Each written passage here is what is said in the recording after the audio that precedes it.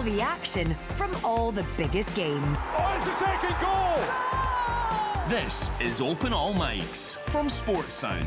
From BBC Radio Scotland.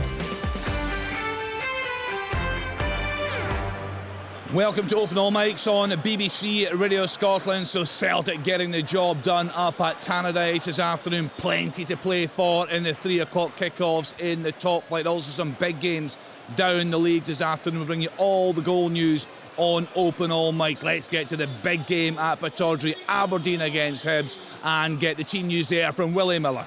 Yeah, Kenny, huge game here. Looking forward to it. Two extremely impressive teams in fine form. So a big one for Hibs, obviously. You would think if they could get the 3 points here today, then that was just about seeing them cement that third spot. I would suggest for Aberdeen, I think it's win or bust for the home side. Same team as semi-final. Meetoff in goal. Back four, Jensen, Dorrington, Canuster and Shinnie. Two certain midfield players, Palaversa, Clarkson wide. Keskinen and Morris. Nisbet supporting Papagay on the bench. Doohan, Devlin, McKenzie, McGrath, Polvara, Dabag, Ockles, Milne and Boyd. For the visitor, 3 changes. In comes O'Hara, Bowie and Campbell. Out go Hoylett to Kukarevich and Miller. Their starting line-up. Smith and goal. Back 3, O'Hara, Bashiri, Iredale. Wing-backs, Chris Cadden and Obita. Triantis, beg your pardon, and Levitt in midfield. Campbell supporting Boyle and Bowie up front. On the bench, Burzik, Ikpieta, Mane, Cadden, Mariah Welsh, Hoylett, Gale, Woodacre and Kukarevich. The referee this afternoon, David Dickinson. Thanks to Willie Miller, who brings us all the news from Pittodrie on Open All Mics. Alan Preston will do the same from the game at Tynecastle. Hearts up against Dundee. Good afternoon to you, Alan. The team news there. 3 changes for Hearts. Kenny Wilson suspended, Shanklin's out injured with a hamstring injury, and Steinbender is out, drops to the bench. In comes Kent, Khartoum and Spittle, so it'll be Gordon in the goals. Back 4, Forrester, Kent, McCartan, Tenrice, Khartoum, Devlin, Beningame and Spittle, with Grant the one given the task to support Kabangu for Dundee, who started very well in this game. It's 4 changes: McGee, Adewumi, Silla and Finlay Robertson out. In come Ashley, Cameron, Palmer, Holden and Portales. They've actually got 4 centre-halves, so Portales is the one that's going to go and play in the middle of the park. So they'll line up. Carson in the goals, Ashley, Shaughnessy, Clark Robertson and Larkesh, Mulligan, Portales and Cameron, Palmer, Holden, Murray and Tiffany. And the referee for this one is Ross Hardy. Thanks to Alan. Derek Ferguson is on Open All Mics duty for us at Rugby Park. Kilmarnock up against Ross County. 2 sides with a lot to do to guarantee their top flight status. Good afternoon to you, Derek. You can bring us the team news there. Certainly can, Kenny. I don't think this is going to be pretty. I'll just rattle through the teams. County get a corner at the moment, just swung in, it's just cleared there. So Kilmarnock go O'Hara in goals, a back 4 of Mayo, Dees, Finlay and Ndaba. Across the middle they go Armstrong, Watson, Donnelly and Murray, with Wales and Anderson up top. For County, they go with Amisa in goals, back 3 of Tompkinson, Lapata and Campbell. Across the middle they go with Wright, Randall, Allardyce and Ashworth, with Kenna supporting White and Hale up top. The referee is the lovely Nick Walsh. Thanks to Derek Ferguson to bring us all the news from Rugby Park on Open All Mics. Ian McCall will do the same from the game at Fir Park. Motherwell up against St Johnstone. Good afternoon to you, Ian. The team news there. Hi Kenny, yeah, we've got the team news. Motherwell make just a couple of changes. I think they're going 3-4-3. Balcom in goals, Kutrombis, O'Donnell, Casey, then 4 across Sparrow, Lennon Miller, Halliday and Thompson, and Slattery and Payton off Watt. On the bench, Oxborough, Seddon, Zadravsky, Wilson, Ibeye, Andrews, Dixon, Armstrong and Tavares. St Johnstone look like they line up just about the same, although they've not got many defenders on the pitch. Fisher in goals, Sprangler, Balladis, Curtis. Across the middle, Duke McKenna, Holt, Carey and Stephen. 3 in the forward areas, McPake, Sidibe and Kurt. On the bench, Sinclair, Griffiths, Svenberg, Ikpuezu, Clark, Kimpioka, Douglas, Watt and Franchik. The pitch is magnificent, great day for football. About 4 or 5 minutes in, still 0-0. Fantastic, thanks to Ian. Rory Loyes and Open All Mics duty for us for the game in Paisley today. St Mirren up against Rangers. We heard earlier on from Barry Ferguson. Rory, you can bring us the team news. Yes, indeed. Good afternoon, Kenny. It's one change for Stephen Robinson. Olasanya off to Houston Dynamo for 6 figures, apparently. So Michael Mandaron will come in for him. 3-5-2. Zach Hemming in the goals. Back 3, Fraser, Gogic, Taylor. Then it's Albiosu, Phillips, Boyd Munce, O'Hara and John across the midfield, with Ayunga and Mandaron up top. It's 4 changes for Barry Ferguson from defeating San Mamés 10 days ago. Balogun, Yilmaz, Hadji and Cherny out. In come Proper, Nsiala, Rice and Igaman. So 3-5-2. Kelly in goals, Proper, Suter, Nsiala back 3, Tavernier and Jeffrey wing backs, Rice, Raskin and Diamandi in midfield, Igaman and Dessers up top, and Colin Stephen as the referee. Thank you to Rory Loy. We're also at the big game in the Championship today. Hamilton Accies against Livingston. We'll hear from John Robertson just shortly. Tom English, I don't know if you watched the game last night at I watched it later on. I was at the rugby. You were at the rugby last night, but I watched. I mean, it was. And we were listening. We were getting updates. Crazy, isn't it? What can you say? What can you say about it? Look, I still think Falkirk, they've got Hamilton next weekend, right? Yes. You fancy them to get the job done there, but wow, they're making heavy weather of this. The only thing I was thinking, panting and wheezing over the winning line. Well, and it's providing great drama for us. The only thing I was thinking was that Hamilton's appeal against the points deduction, that'll be heard next Thursday. So if they did get some sort of reprieve there, that may give them a chance of saving themselves, Stephen. What a game then that turns into against Falkirk on the Friday night. Well, also then that Partick Thistle have something to play for, because if Raith Rovers win today, Partick Thistle go to Livingston. Yes. So there's something to play for as well. I mean, the fact that Falkirk have lost 3 of their last 5 games, and in the 3 games that they've lost, they've conceded late goals, that starts to eat into your head a little bit. Goal at Fir Park for St Johnstone. Wow, what a start. Talk us through it, Ian. We'll get the pictures in here. Great Listen, finish. it's a great ball over the top, and it was Josh McPake that ran onto it really, really well. Cut it back. I'm pretty sure you guys can tell it was Mackenzie Kirk. Absolutely outstanding finish into the top. And listen, St Johnstone need to win this game. They've made a magnificent start. 1-0 St Johnstone. Well, it's incredible. Ian's right. St Johnstone do have to win. They probably have to win 3 or 4 of the next 5. And the team line up 3 defenders and effectively 7 outfield players attacking the ball. They've just basically have to gamble. It's a great run by McPake, and Motherwell caught. Tom Sparrow's caught onto the ball. He pulls it back lovely. And Mackenzie Kirk, who's had a really bright season for St Johnstone. He's not going to get you 15, 20 goals as a young striker, but he's chipped away, he's got himself goals, and that'll be a huge goal for St Johnstone. But Motherwell now really looking over the shoulders, and I'm worried for them. Stephen, I sometimes think that it's, if you put too many attack players on the pitch, it's counterproductive. I'm sure Alan Preston was a game that St Johnstone had about 5 strikers on the pitch. I'm not sure it works. They look reasonably well balanced in this game. But Ian, he's nothing else to do. He has to gamble, doesn't he? He's got to go for it, of course. He's got to go for it, I agree. I mean, we've got a Motherwell fan, Stephen, joining us later in the programme. There's got to be a bit of concern right now for him in recent weeks. Kenny, there's more than a bit of concern. That's 4 games plus this game where they're not winning or they haven't won. And I have to say, they haven't looked like winning. I think that's the bigger concern. Against Hearts 2 weeks ago, they had a chance of getting into the top 6. Of course, it was out of their hands because St Mirren eventually won. But Motherwell didn't have 1 shot on target. That is a major concern for a game that you have to win. So, a massive setback today. How will the players respond? I tell you, in fairness, like St Johnstone, if they're lacking in confidence, they were lacking in confidence there. I mean, that was certainty, wasn't it? Going down the wing, absolute certainty, and the finish.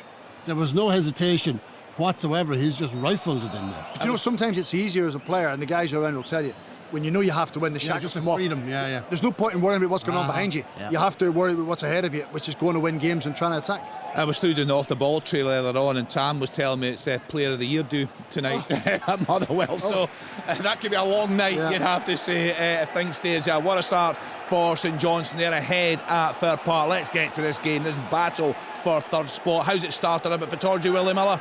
Very lively. Aberdeen on the front foot, taking most of the ball and taking it towards the Hibs goal, but Hibs have been pretty resolute and well organised defensively. Not too many chances. Actually, the best chance was Mitov poor. Pass from him to Clarkson was intercepted, and Martin Boyle had a strike from the right hand side, but it went by the far post by about a yard. But it's been pretty lively, it's been energetic, I would say, and the balls went from one end to the other, but mostly Aberdeen at this moment in time, and they'll know that really at home advantage, they'll be looking to win this one this afternoon. I think it's a vital one. Well, I know you don't have to think about it. I know it's a vital one for them in the kind of a fight for that third spot. So, they've started probably the more effective team, but a long way to go. But very energetic and enthusiastic out there, and very quick football as well. Good to hear. Let's get to Tynecastle then. Hearts at home to Dundee. Alan Preston there for us. Stephen telling us there, Alan, the concerns at Motherwell right now. How are you feeling about things for Hearts? Are you a bit edgy going into these closing 5 games? I'm not edgy, Kenny, but I just think that most Hearts fans, they want the season done. It's been really bitterly disappointing. I'm just looking at the stats, 34 attempts in the last 3 games. Hearts have not scored a goal. They've not got Shanklin today, who scores normally for them, or not as much this year, but last 2 seasons certainly young Wilson is out as well. So Kabangu's gone off the boil. You're just wondering where the goals have come from, but you're facing Dundee, who've conceded over 70 goals in the Premier League, which is incredible amount of goals. Even St Johnstone got a better record than that. So am I holding out much hope for this to be a great game? No, not at all. Quite edgy, I think, with Dundee, especially with that result at Motherwell at the moment. If St Johnstone can get this down to the last game of the season at McDermott Park against Dundee, and it's 2 points, what a game that's going to be. That's going to be tremendous. Alan, your thoughts on the Hearts statement this week? You're wanting answers on the Cammy Devlin red card, poor decisions against... Honestly, Steinvender's a red card, Cammy Devlin's unlucky, but whether or not the referees told him, I watched the game back, and maybe the referees told him, one more and you're off, because he had about 7 or 8 in the game. So I think he's really unlucky, but the first one's a certain red card. I just think the statement they put out is deflecting away from a ridiculously poor season where they got knocked out the League Cup, from a championship team. They went out of Europe from the team who were bottom with a draw, absolutely stonewall, last in the group they were, and really disappointing, and not made the top 6. So I think they've got to look at themselves. I think the CEO has got to look at himself without a doubt, because he's made appointments. The recruitment's been horrific. Anything else you want me to say, Kenny? Because this has been dreadful for Hearts, and the crowd are telling you. The first time I've seen this in my life, and well, I'm saying my life, in recent years, the Gorgie Suite, which is normally packed every Saturday for corporate, is closed today. Wow, that tells a big story. I think the statement, I think they have to put the statement out just as a sop to the fans who are furious. It's kind of embarrassing, but you know, other clubs have done this as a kind of an answer to the fans to kind of get them on side. Hearts fan-owned, fan enragement. They have to put it in. Surely goes round the goalkeeper. It's cleared off the line. Oh, Willie, what a chance! I think the flag went up. I think eventually the flag went up. But yeah, good chance. Just a bit heavy touch, but I think offside's been given. Yep. So what I would say about the Hearts statement, and the other thing is as well, they've done an in-house interview with Andrew McKinley, where he's probably wrote the questions himself. Certainly he'll know the answer. Listen, it's sit down in front of credible journalists and let them ask you the questions about recruitment, about the shambles it has been, like sporting failure this season. Get decent journalists in to ask you questions. Don't name a do decent a flowery journalist, in-house Alan. one. There's no men in the studio. There's no one interview for one. on this program. There's no one on this program, that's for sure. Listen, I agree with everything. Hearts, it's an absolute horror show for them not to be in the top 6. Top 6 is no achievement for Hearts, given the budget that they have. The recruitment is poor. Everything about that club on the field is terrible. Some of the stuff off the field, recruitment and stuff, is terrible. They have got a lot of work to do there. And Andrew McKinley, as you say, we're talking about the players, we talk about the manager. Andrew McKinley has to get his job done. He's got to do a lot better than he's been doing it. Yeah, certainly. It was quite the reaction, Alan.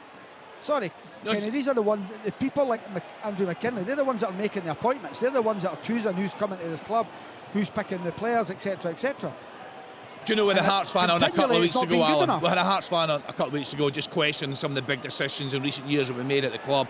We've got a Hearts fan joining us half past 5. Yeah, chance, Paisley, Rory. If ever a moment, some Cyril Desser's up. It's a clip over the top. It's a wonderful ball from Diamande. He chased it down Dessers and absolutely slashes at it on the half volley and clears it right over the bar. Huge chance, still 0-0. See, those are the chances that Dessers are normally good at. He doesn't have much time to think about it.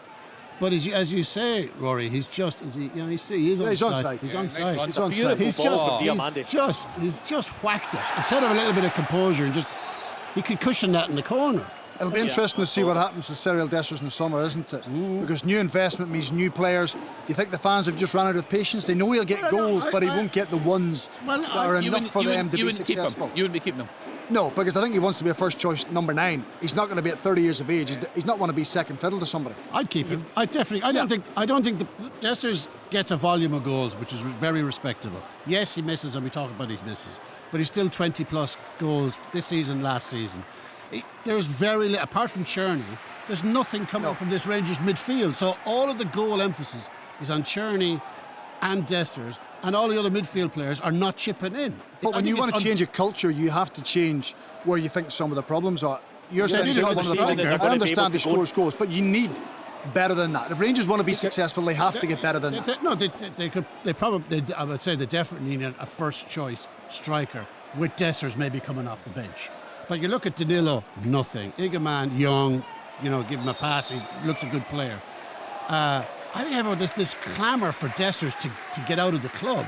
I think it's mad. He's not an A-lister. I don't know. They need better. They need better than him. But I do agree with you, Tom. But where I would ask Stephen, where are they going to go and get somebody that is going to score the goals that Dessers scores? Now I understand he misses chances, but there's no guarantee the person you sign is going to come in and get the goals. So to let Dessers go and assume that they're just going to sign somebody who can get 25 goals a season is quite a big assumption. Yeah, well, I wouldn't say you just let him go. Clearly, you're going to try and get a return of your money, a return of your investment, because the older he gets, the less likely is you're going to get a return for it. So if there's money on the table, absolutely you would take it. You have to go, you've got a gamble. I think James Tavernier's going to be another one where fans just want to see a change. They've tried it. He's been there for a long time. They haven't had as much success as what they want. Dessers scores goals, but has he scored enough to win them trophies? No, he hasn't. So you need to get someone else in.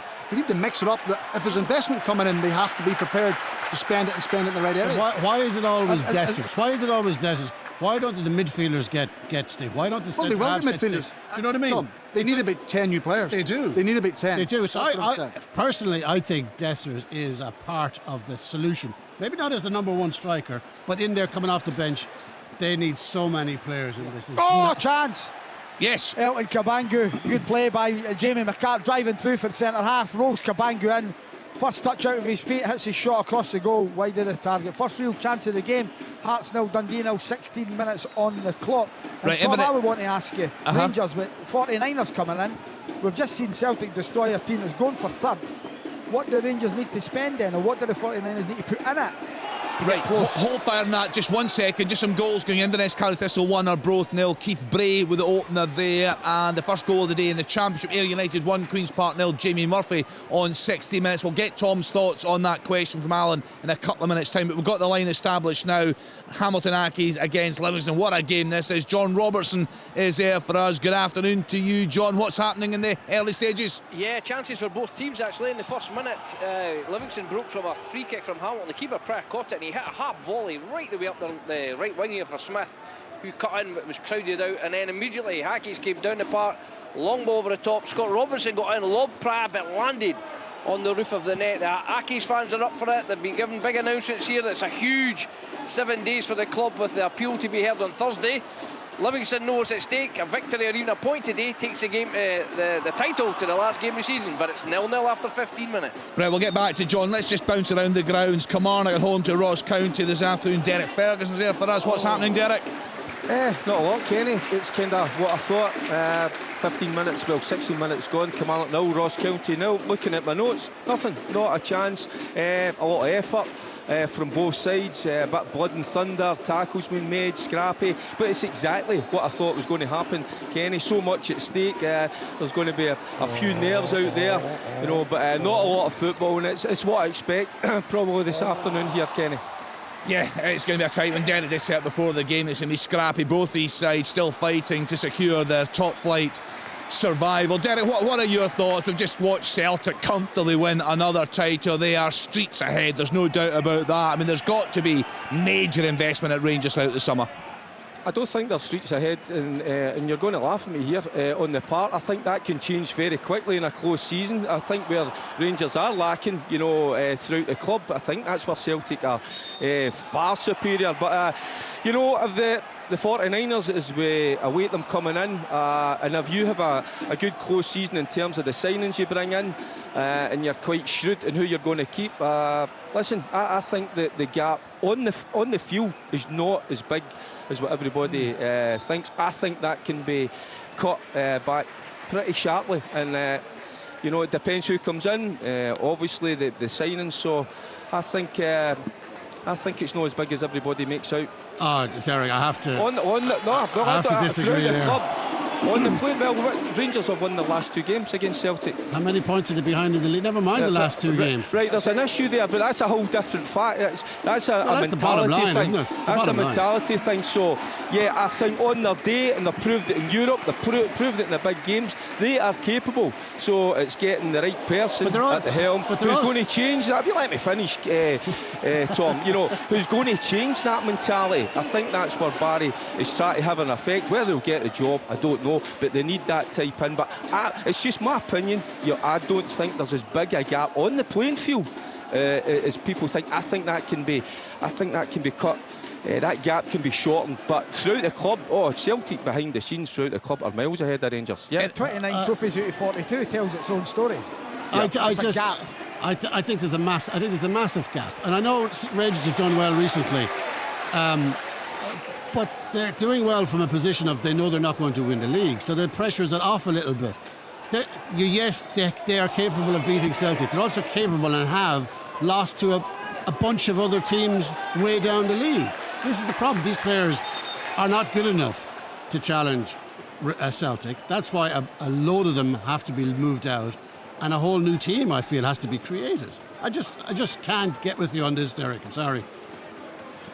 I think when you think about an underdog, they can win one-off games, they can win big games occasionally. They can't do it over a sustained period of time. And the way Rangers have performed in those games, they've probably been underdogs in them. In the Old Firm games and the European games, and it suited them. But they've shown that they can't go over a full league season of 38 games and challenge a Celtic team that have been dominant. So I would tend to agree with Tom. I think there is a gap and it needs improved. What Rangers need to do, and I've said it before, they need to have the kind of summer that Postecoglou had in his first spell, where they hit the bullseye every single time at a level. And we don't know what kind of money there's going to be available to them. But say if it's I'd pluck a figure out of the air, about 20 million. It might be anything like that. But that's the kind of money that Postecoglou had, as well as selling on players. So, you know, his net spend was pretty low. Matt O'Reilly, bargain. Maeda, 1.3 or 1.4 million, bargain. Like, you know, these are the kind of signings that Rangers are going to have to nail. Find these hidden gems that turn into superstars, and then in O'Reilly's case they sell on for 25 million. Abada, brilliant job, 3.4 million. A couple of £6 million signings there in Carter Vickers and Jota. They got 25 for Jota, they now have him back. That's the kind of incredible business that Rangers are going to have to do. But that's an anomaly. I mean, Postecoglou did an unbelievable job that summer. When you look back on it, I mean, the chances of that it must have happened a handful of times across the globe in terms of the impact every single player he signed for the amount of money he spent. So if that is the level of expectation, I think that's Tom's point, Rory. Yeah, that shows for me there is a gap. But if that is the level of expectation from the Rangers supporters for the summer and for next season, I think. I don't think it is. I don't think it is, Roy. I don't think it's that. I think their expectation, their hope is that money will be spent, but spent wisely. Rangers have spent plenty of money over the last number of years. Yep. They've just wasted a lot of it. Yeah, Stirling Albion 0, Clyde 1, Marley Redfern with the goal on 90 minutes. Queen's Park have equalised with Ayr United. Seb draws with that goal on 22 minutes. Chance. Chance for Dundee. It's Ryan Ashley breaks through, gets the ball, wins it, runs through, he's at the edge of the box. Good right foot shot, deflected. Craig Gordon's on the ground, just drops away for a he should have passed to Simon Murray. Alan, he should have passed to on his outside. Simon Murray, the highest goal scorer in your team. Just feed him in, he gets a free shot at goal from about 7 yards. It's a ridiculous decision. I'm stunned. I've just been given the crowd 18,085. Right-o. That's me. I've got shoulder length curly hair if that's the crowd. There is no way there's 18,085 here. No chance. Start counting, Alan. We need a definitive number here. Honestly. I think that's your bag, Tom, after earlier. It is, that's true. That is true, yeah. It's difficult to count them here, though. The camera angles keep moving. Right, what's happening in your game then, Rory? Rangers on top? That one chance, no, I wouldn't have said so. I would say St Mirren have been slightly better, riddled with mistakes, and Barry Ferguson's getting very frustrated. Mark O'Hara had a great opportunity. John Souttar dilly-dallying on the ball. O'Hara nicked it off. It was 3v2, and he was caught in two minds and gave the ball away under no real pressure, close to the goals. And you know, Proper's having a tough time against Mandaron physically. But St Martin have been good, and a nice wee tribute to Stephen Robertson as they come out the tunnel. You know, fans had a tifo up with Stephen Robertson saying, "Here's to you, Stephen Robinson." So I think that's a little bit of a tribute to the job he's done here over the last 3 seasons. Quite incredible, and they've been good so far today, but it's still 0-0. Yeah, absolutely fantastic. I want your thoughts on this. I don't want a full team. I just want any names that you think should have been included. So the Premiership Team of the Year: Casper Schmeichel in goal, Alistair Johnson, Cameron Carter-Vickers, John Souttar, James Penrice. Midfield: Callum McGregor, Rio Tati. Penalty! Yes, where at? It's a penalty for Livingston, and the big game here. The ball was played over the top, and it was Kelly that got him behind. He got there just in front of the keeper, knocked it past him. The referee is pointing to the spot, and Livingston, with Muirhead to take it, have a chance to go ahead. And Rob, was he speaking of Premiership Team of the season? I know Muirhead made the Championship Team of the season. He's been terrific, hasn't he? Yeah, he's done well. He's done very, very well. You know, he's kept scoring goals, and Livingston have come with this late rally, and last night's result has thrown it wide open again. Hamilton have to go to Falkirk next week, and to be fair, Hamilton have started lively. Robinson should have scored, lobbed over, and Todd off at a header just past, but this is an opportunity here now. In the 25th minute, Muirhead, goal! Whoa. Livingston! This championship story is absolutely incredible. So just to confirm, Hamilton Accies' appeal will be heard next Thursday. They are then away at Falkirk on Friday night. Full coverage on BBC Scotland. And of course it is Livingston at home to Partick Thistle on Saturday. Will the title race still be alive for that game? We shall find out. You felt they had to win today, and they are on track thanks to that Muirhead penalty brought to us there by John Robertson. Just in terms of that Premiership Team of the Year: so Casper Schmeichel, Alistair Johnson, Cameron Carter-Vickers, John Souttar, James Penrice. Midfield: Callum McGregor, Rio Tati, Nicholas Raskin, and then Kuhn, Dalby and Maeda up top. Anyone unlucky, Tom English? Anyone that should have made that team? The one I was thinking. I've got one. I've got more than one. All right, you go for them. I think Craig Gordon should be the goalkeeper.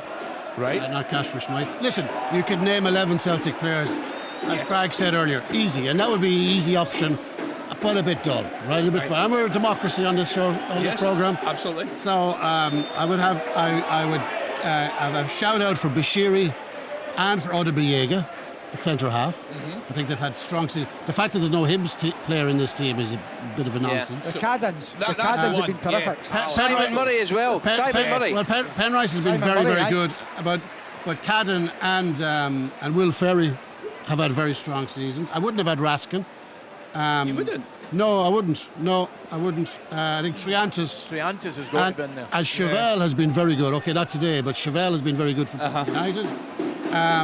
Nicholas Kuhn on half a season, yeah, you could see it, but Boyle has been excellent and Cherney has been excellent in that position. Dalby. You're saying half a season, Tom, but Rocky Bashiri had a really poor. Yeah, no, that's almost half of the season. Yeah, so no, that's you fair. can't just take into consideration the second half of the season. No, that's a fair comment. I'm just throwing names. I'm throwing names out here.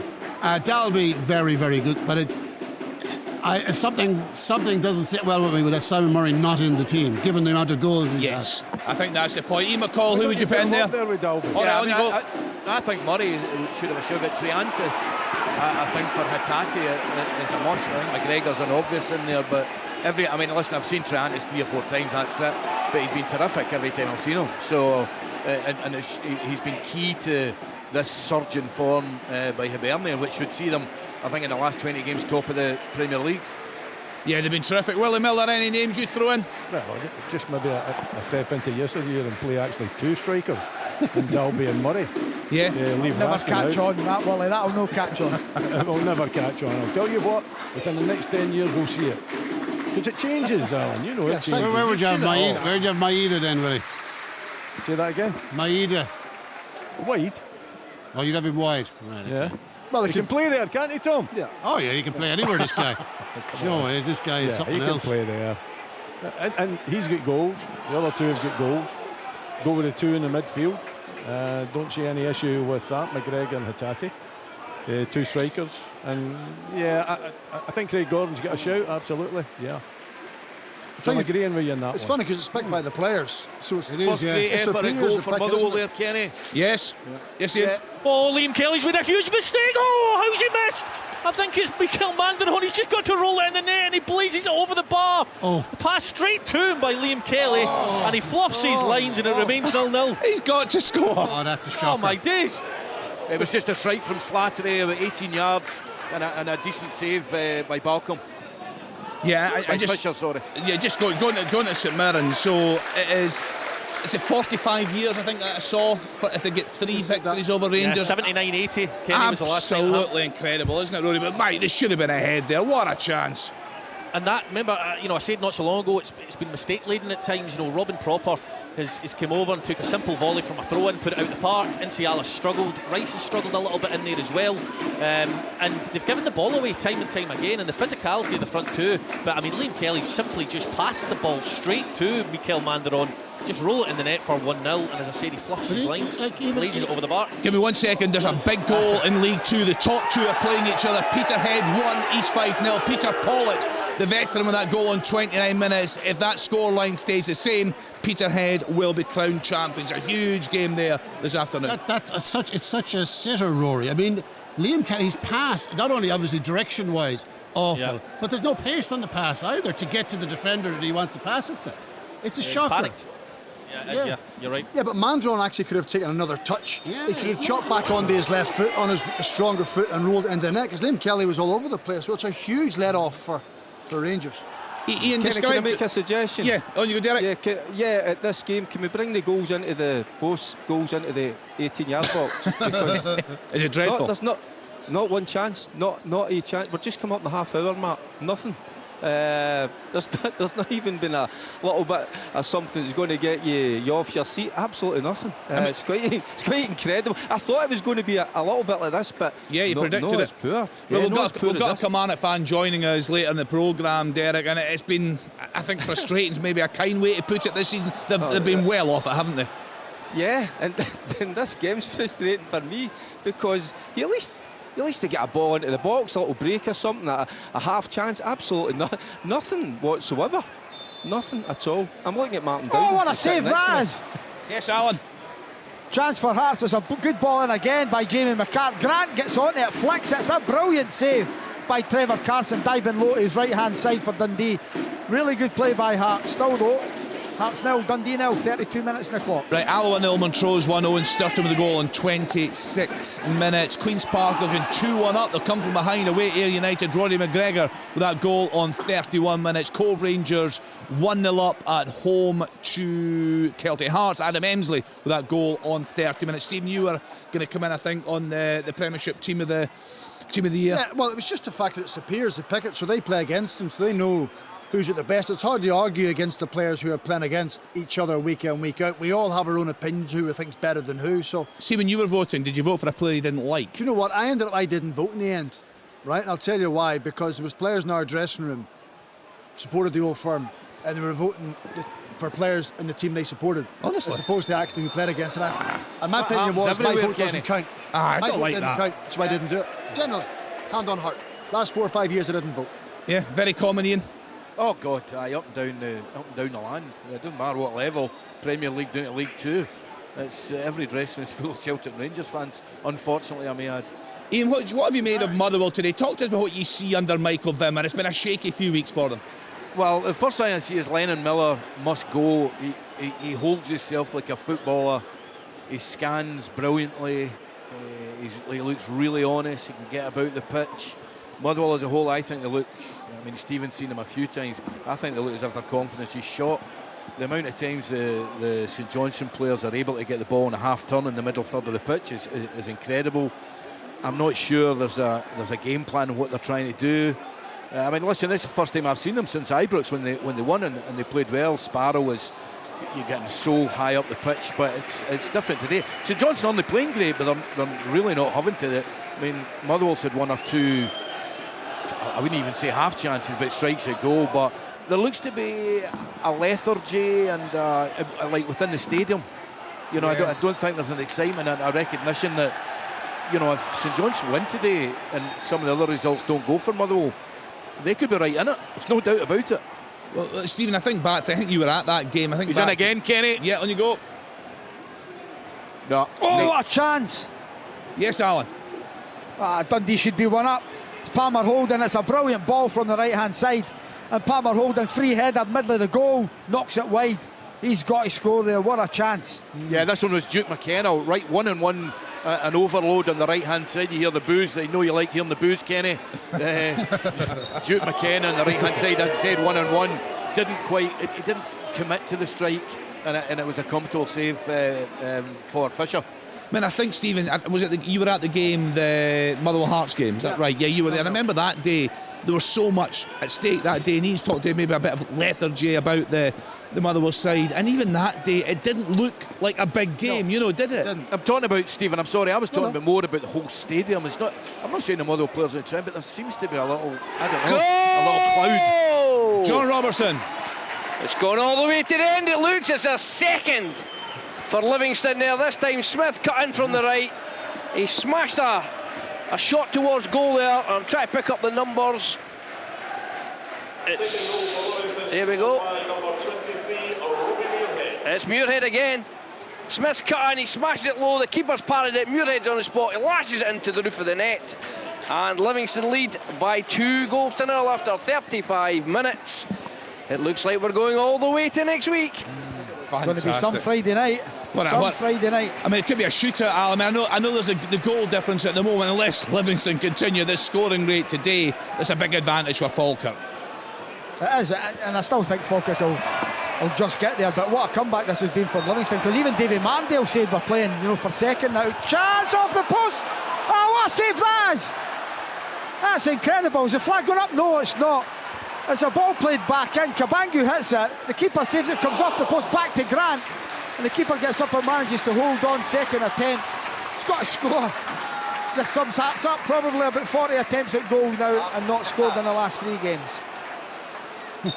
Not a great result for Kenny. Not a great result for Thistle, with Livingston winning, because they play them away obviously next week and they'll still be going for the title. Yeah, I mean, there's so much at stake. That game last night had incredible drama in it. I said to you, Kenny, a few weeks ago when they were playing Airdrie at home, they did win that game, Falkirk. I said that final one, getting over the line, and Chick scoffed at me, is difficult, and it's proven that way.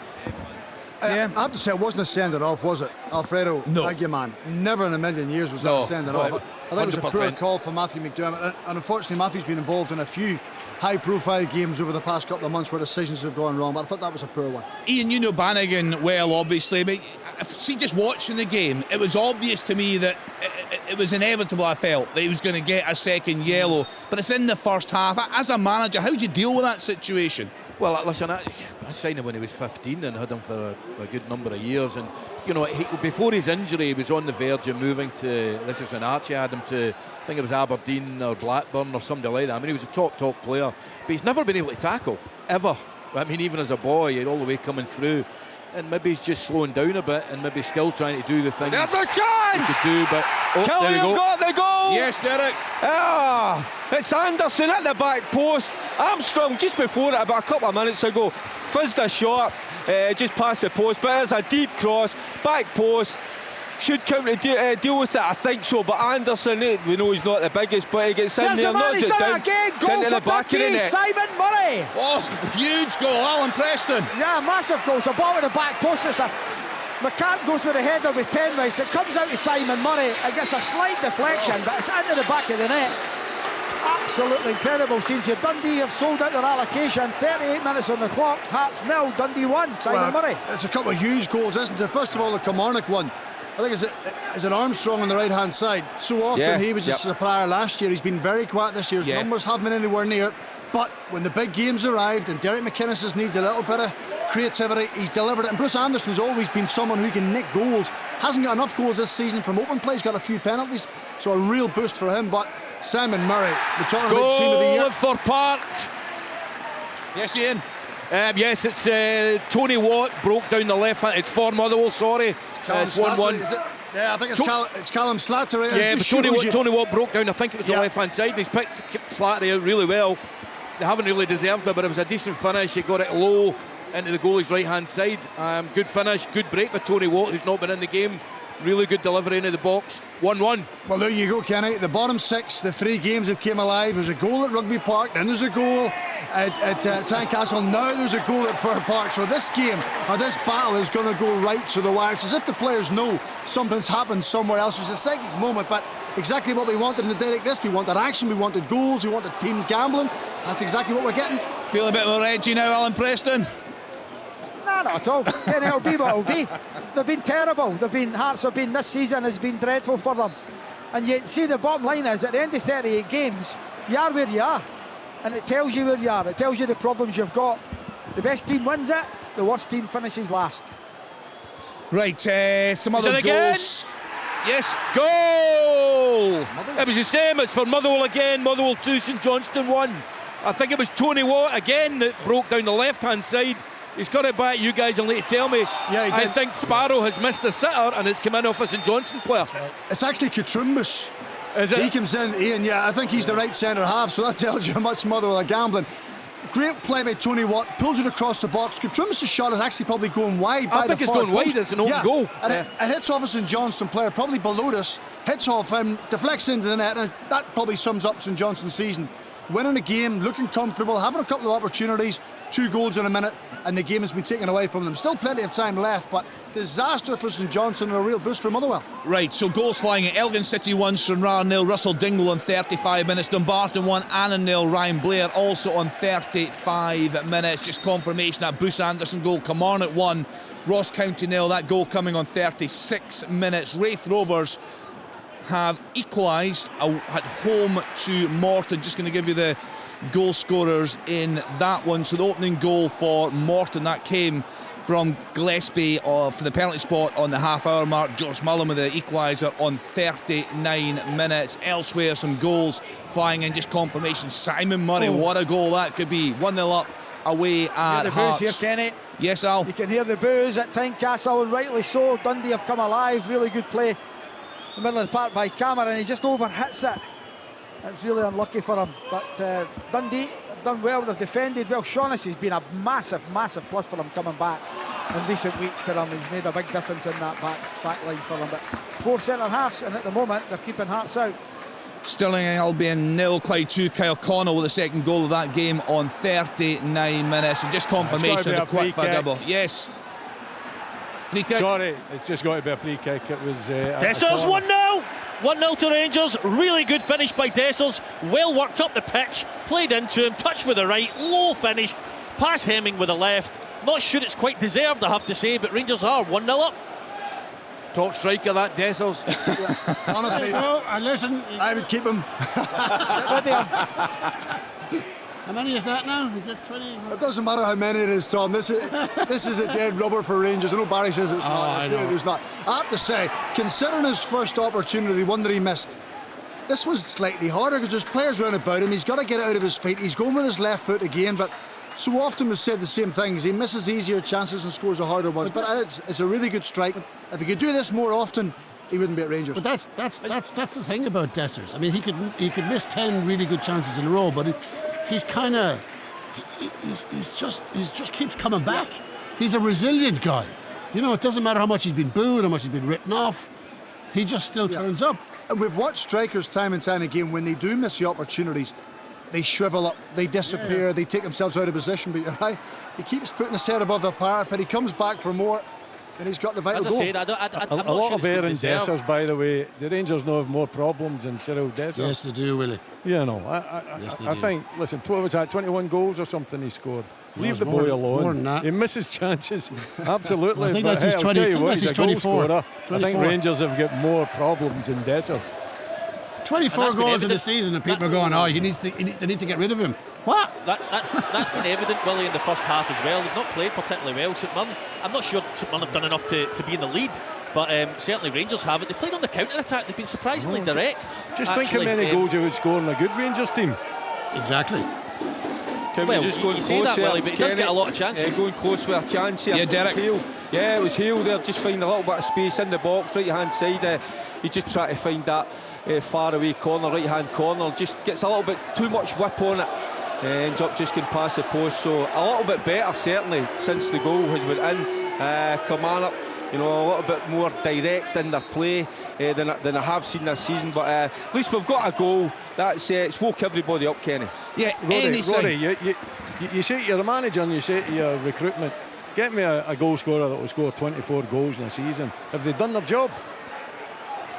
Yeah, no, listen, my point was more about you're saying about a good Rangers team, and I totally take your point. You know, this is not the best version of Rangers we've ever seen. Goal!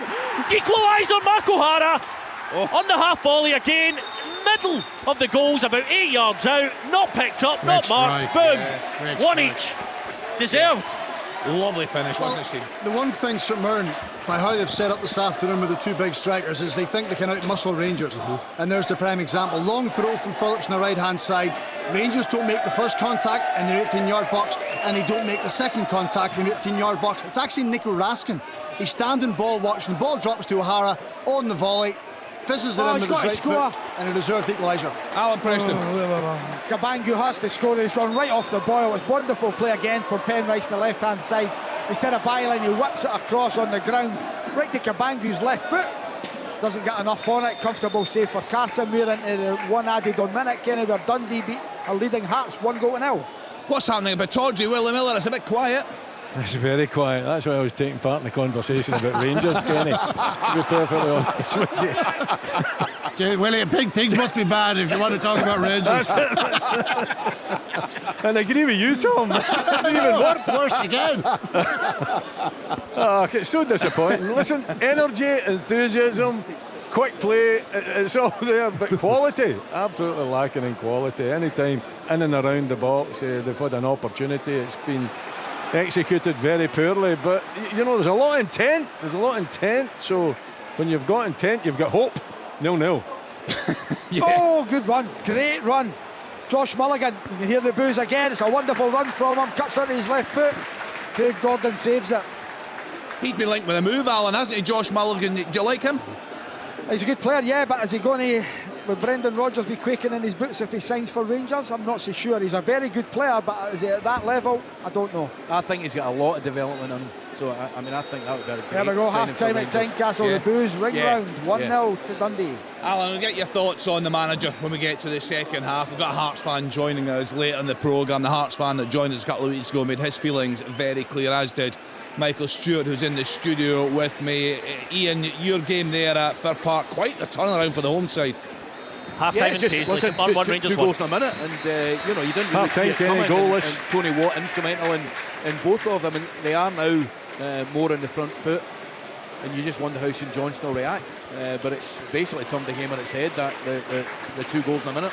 Yeah, thanks to Willie there. So goalless between Aberdeen and Hibs. We've hit the half-time point there, 1 apiece, 2 late goals in the first half there in Paisley. St Mirren 1, Rangers 1 earlier today. Dundee United 0, Celtic 5. Celtic winning the 4th successive title. Half-time 2-0 Livingston. Yeah, this title race very much alive in the Championship. And just to bring you up to date, we brought you the goal earlier on from that huge game at the top of League 2. As things stand, Peterhead will be crowned champions this evening. They're playing East Fife. They're a goal ahead at the half-time point in that game. Where's that noise coming from? Is that...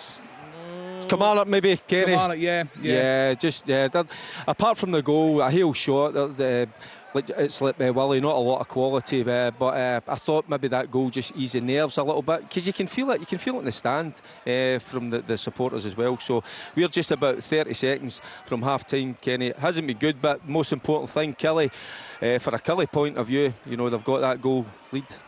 Yeah, and looking at the table, Stephen, you know, St Johnstone, it looks so good for them in the early stages of this game, but if they come out of here losing that game at Fir Park and Dundee can hang on for the win, Ross County then becomes their target, doesn't it? Well, it does, and Ross County's the team that worries me, Kenny. I just look at the results over the past 6 or 7 weeks. They've started to drop down a little bit. Their home form is always something that pulled them out. Motherwell 2, St Johnstone 1. Thanks, Ian. I think that's 4 straight defeats. It's 5 defeats in their last 6 games, and that's not including today. So that would start to worry me that they're now getting reeled in. It could end up being isolated alongside St Johnstone. St Johnstone will win today.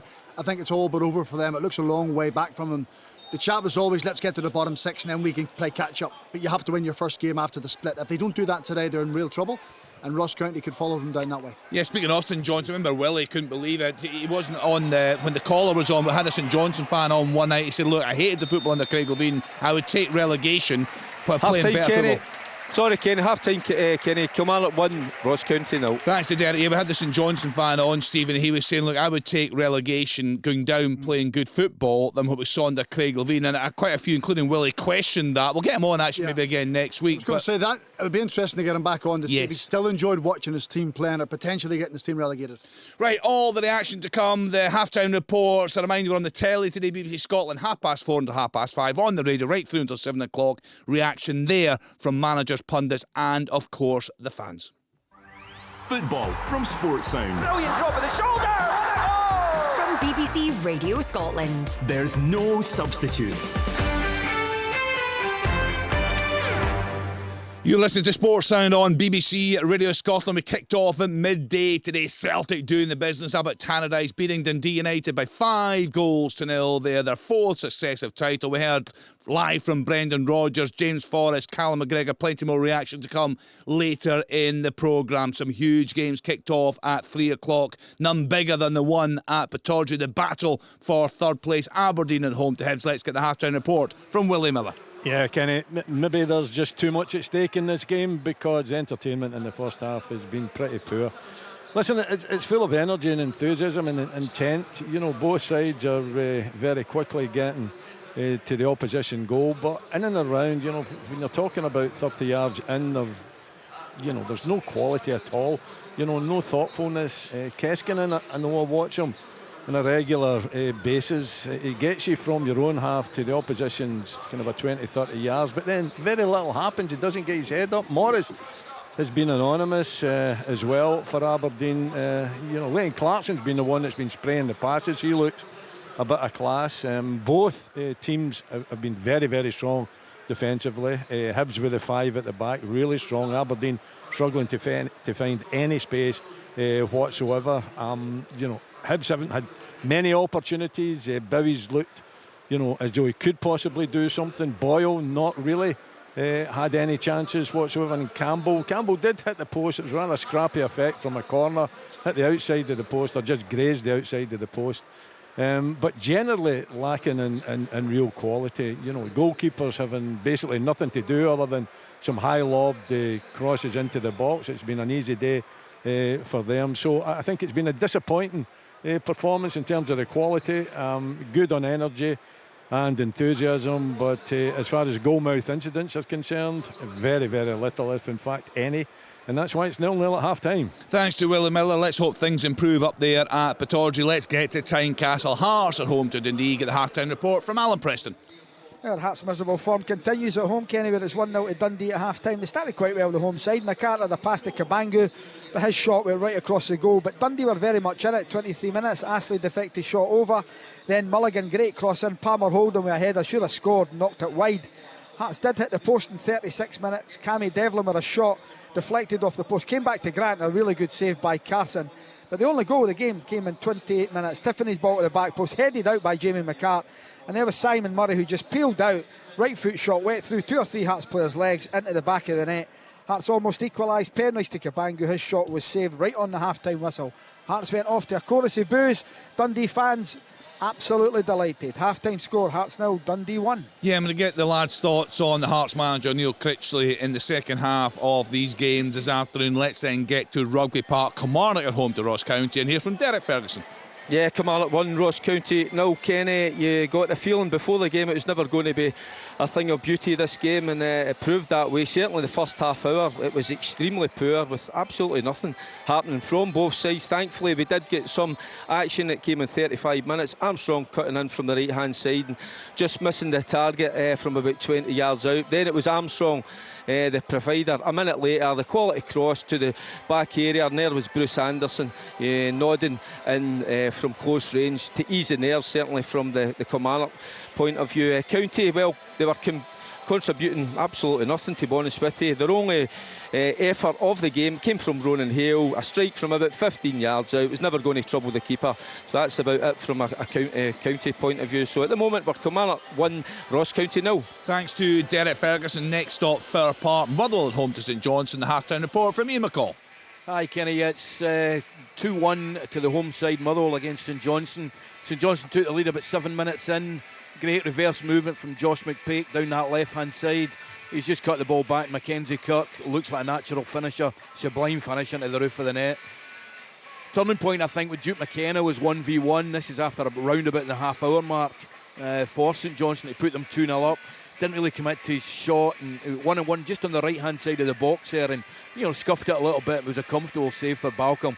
The game changed, turned on its head in the 40 and 41st minute when Motherwell scored 2 goals in a minute, both coming from Tony Watt, making decent movement down the left-hand side. The first, he's just cut it back, and Slattery's come in and with a really, really good late run into the box, just slid it into the bottom corner on the greasy surface. Goalie's got no chance. The second one is, again, he's fired it across Tony Watt down that left-hand side. There was a bit of a smash, and I think Katrumbas has been directed it into the net. How much he knew about it, I don't know. In a huge game at Fir Park, particularly for St Johnstone. It's half-time, it's Motherwell 2, St Johnstone 1. Thanks to Ian McCall. Let's get to Paisley. St Mirren home to Rangers and hear from Rory Loy.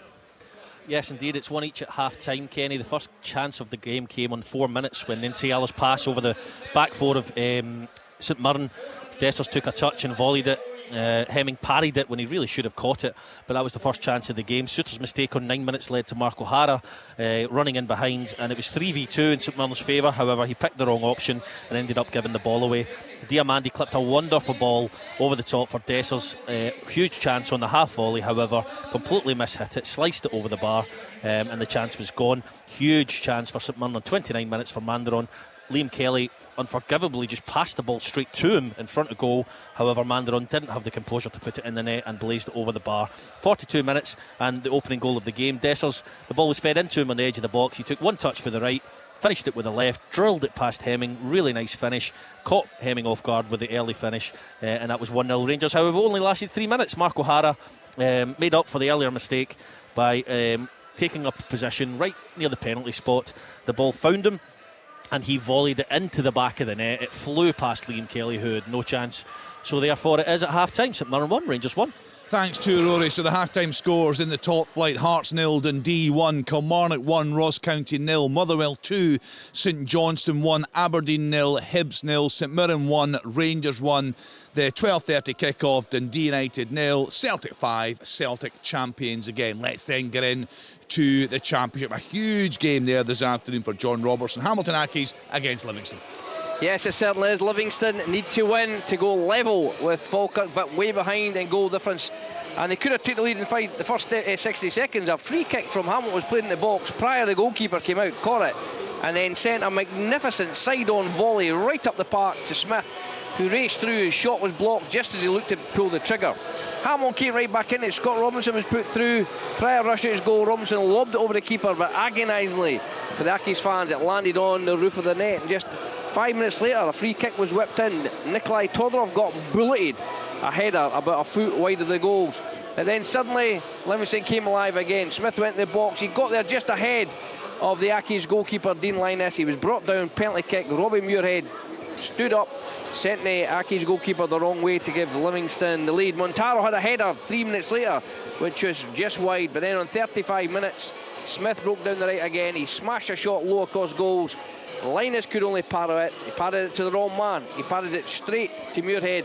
He smashed it into the roof of net to give Livingston a 2-goal advantage. Hamilton have kind of fallen out the game from them. And again, as we know, Thursday, they hear their appeal. It's a huge, huge few days for them, and they have to go and play Falkirk next week. But at half-time, it looks like it's going to be level at the top, because it's Hamilton 0, Livingston 2. Thanks to John Robertson. Elsewhere in the Championship, Ayr United 1, Queen's Park 2, Dunfermline 0, Airdrie 0, Wraith Rovers 1, Morton 1. In League 1, Alloa Athletic 0, Montrose 1, Cove Rangers 2, Kelty Hearts 0, Dumbarton 1, Annan Athletic 0, Inverness Cali Thistle 2, Arbroath 0, Queen of the South 0, Stenhouse Muir 0, and in League 2, Bonnyrigg Rose 0, Spartans 0, Edinburgh City 0, Forfar 0, Elgin City 2, Stranraer 0, the big one at the top, Peterhead 1, East Fife 0. A win for Peterhead today would see them crowned champions. Stirling Albion 0, Clyde 2 and down in England. Full-time score at lunchtime, Chelsea 1, Everton 0. Half-times, Brighton 1, West Ham United 0. Newcastle United 1, Ipswich Town 0. Ipswich down to 10 men. Southampton 1, Fulham 0. And Wolves 1, Leicester City 0. I'm obliged to inform you. On BBC iPlayer. I will take revenge on Tommy Shelby. Even if I walk away, I'm still a target. These aren't crime dramas. You serious? I'm sorry, what are you saying, mate? They're a dose of danger. Go on! That's fighting talk, that. It's good, isn't it? That's very good. Kin, Peaky Blinders, This City Is Ours, and loads more. The future belongs to us. Whoever you are, wherever you stream. BBC iPlayer. You're listening to Sports Sound on BBC Radio Scotland. Stephen Craigan and Tom English alongside me in the studio. Just looking, Stephen, at the half-time scores, and we heard Alan talking there about the Hearts players getting booed off at half-time. Not a big crowd in there today, albeit a full away support. Kilmarnock getting the job done against Ross County. You've talked about your fears there. You spoke about your fears earlier on for Motherwell, but they've found a way to turn things around, certainly so far. They have. They've found a way to get themselves in front. They've been devoid of confidence over the past 4 games. They lack so many attributes that's required to be competitive, I think, in the Scottish Premiership. They lack a little bit of pace at the top end of the pitch. They lack pace in wide areas. They don't have many wide players in general. And there's a vulnerability about them defensively. Stuart Kettlewell got criticised for playing a 3-4-3. And they're still playing 3-4-3, and it's still the same kind of players. There's not been a notable difference, really, barring a couple of games. The Dundee game at home and the Rangers game at Ibrox when he took over Michael Vimmer. So I think today will be a relief for him if they can get over the line, because it hasn't been good enough. They're looking over their shoulders. They won't know the Kilmarnock score, they won't know the Dundee score, but they could be in all sorts of trouble. So the first 45 minutes has been productive with regards to getting in front. But he had said himself previously, I think there's 21 players out of contract. There's 10 or 11 of those are loans. So there's a big change in the summer, but he says it's actually exciting because he can make changes. Let's just hope it's making changes as a Premiership team and not as a Championship team. And everyone seems to agree, Tom, this is a must-win for St Johnstone today to give them a realistic chance. Yeah, listen, I think we've written them off and they've come back and they've made us think, and we've written them off and they've come back and they've made us think. I think if they lose today, then I think they're in just mortal danger of finishing bottom. There's been plenty of fight in this St Johnstone team, and I'm not writing them off today either, because they know they're fighting for their survival. I think there's a bit of life left in this game yet, but if they lose it, I think I'd be tempted. I think that means to be 6 points behind St Johnstone with. St Johnstone will be 6 points behind Ross County with 4 games to go. You know, at 6 points, people think, well, it's just 2 wins and somebody loses 2 games. It can take you 5 or 6 games, so it's going to need to be a massive turnaround for them. Yeah, they're in all sorts of trouble. Right, we've got all the games coming into the studio here. We are on the telly, BBC Scotland, 4:30 and 5:30. I can certainly see some changes getting ready to be made there at Tynecastle. So all the second half action to come on Open All Mics. All the grounds, all the goals, all the news. This is Open All Mics from Sports Sound. From BBC Radio Scotland. Welcome back to Open All Mics on BBC Radio Scotland. We're on the radio right through until 7 o'clock this evening. Let's then get to Tynecastle. Quite a story developing there again. Alan Preston and Neil Critchley has turned to the bench. He has, Kenny, yet. And he's put the players out early as well. Dundee are still not here, but I can see Stephen Kingsley and Musa Drama are ready to come on, and it looks like Jamie McCart, just by not coming out yet, Jamie McCart, and a big loss for me would be Benny Beningame, because I think he's done well in recent weeks. He's one that can certainly hold his head high. He's been playing well. Maybe that must be an injury, because Beningame is so important. So 2 changes for Hearts: Drama and Kingsley on, McCart and Beningame off. Alan, where are you right now on the manager? Does he give you confidence he can take the club forward? Well, Kenny, honestly, I've been saying in recent weeks, give him the window, because January is a notoriously poor window. I know better than most. It's difficult to get players in. But his record in bigger games, I'm not saying this, listen, every game's a big game, and he said that himself, but his record in big games, 7 points out of 45 against the top 5 teams, simply not good enough. Last week I felt they were unlucky, I really did. The sending off was a sending off, but they were unlucky. But again, it just feeds into the narrative he doesn't win games. And are the players up for it? I was watching them today, and they're laughing and joking in the warm-up, which is fine. I've not got a problem with that. But the performance today has been poor again, and you just think, at half-time, is he going to go through these players? I've had managers, Jim McLean being the most important manager in my career, he'd have went through us at half-time. I'm not so sure that Neil Critchley's got that in him, but that doesn't mean that his way of managing's the right way, you know, or Jim McLean's is the right way. There's two ways to skin a cat, but I just wonder for Neil Critchley, can he get the players up for it? I don't think so, is the honest answer. So I think even this result is putting immense pressure on them. The fans they're not turned up as they have done. They've sold out season tickets, and people have deemed they've paid for my season ticket for the whole season and not coming to watch you. The Gorgie Suite's another telling factor as well. There's a lot of, they're talking about Rangers having to do a lot of work. Hearts have got a lot of work to do in the summer as well. And whether Neil Critchley is the one to do it, time will certainly tell, because these fans, if they don't get something out of this today, I think it's a long way back for them. John Robertson, your thoughts on this? You, of course, covered the game at Hampden for us last weekend. I thought they played well in that game, perhaps a bit unlucky. But your thoughts overall on what you've seen so far from Neil Critchley? It's a difficult one because, say, they picked up the team when they were second bottom. They only had 2 points. And he started off well. They got a couple of decent results in Europe. It's very, very difficult to disagree with what Alan's saying. When the big games are needed and the fans will look at these big games, they've not won any of them. And Neil Critchley comes across as a really, really nice guy. He's well spoken, he's eloquent, but that's not what the Hearts fans are wanting at the moment. And the fans, ultimately, the fans will try and put pressure, I'd imagine, on the board. You know, Alan's saying the crowd's 18,000 today, but it's nowhere near that. That will tell itself, because they say, you may find a lot of Hearts fans may start cancelling their pledges because they're not happy and feel that that's the only way they can put pressure on the board. But they need to get it right on the pitch, and there's going to be, I believe there's been a lot of signings already. They've been using the Jamestown analytics, and there's been a few deals in the offing and they're ready to go. But as I say, I think what Hearts have got to do, and I don't know what it is today, Alan will maybe tell me, but I think the biggest thing for me is they've not settled into any type of formation. You know, they've played 4-3-3, 4-4-2, 4-2-3-1, the 4 diamonds. They've tried a back 5 once, so I think you've got to get that if analytics are going to work. Yes, Ian McCall. Yeah, listen, it's great play down the left-hand side by Thompson. He's just crossed out of the box. I think it's a late run. I'm pretty sure it was Slattery again. It's tough to see from up here. I think Slattery's got onto the ball and volleyed it home, puts him 3-1 up. St Johnstone with an absolute mountain climb. 2 or 3 minutes just into the second half. Yeah, it's really persistent play by Thompson on the left-hand side, and he stands up to the back post. Sparrow. Yeah, it's Tom Sparrow that gets himself in, and that probably tells you how a team are thinking or how their confidence can quickly change, because that's one wing-back crossing to the other wing-back, which hasn't been seen in the last few weeks from Motherwell. They've been quite tentative getting forward, so huge relief, because the last thing you want to be doing is at the start of the second half, when you're ahead and your confidence is fragile, is going behind, you're giving the opposition a little bit of a lift. So Motherwell, big sigh of relief, they've got the goal, and it looks a long way back for St Johnstone.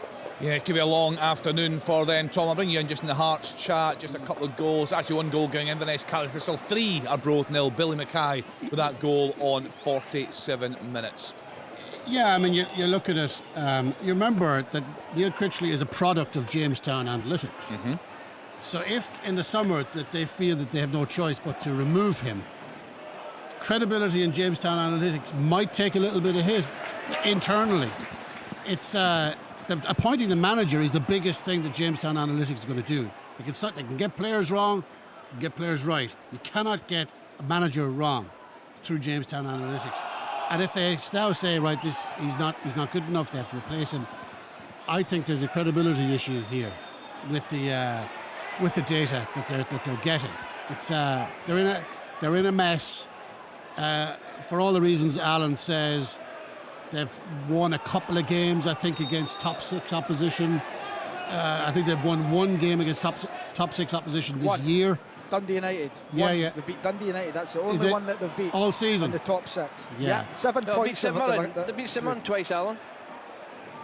I think they beat St Mirren, didn't they? They certainly beat them in a cup. They beat them in a cup. Sorry, that was before the top 6 was 1 game to go. They had only had. So the 2 guys can answer this better. When was the last time you felt that the Hearts fans were united, totally united, behind a manager? That's a great question. A lot of them didn't want Robbie Nielsen, a lot of them, did they? I had to go back to George Burley.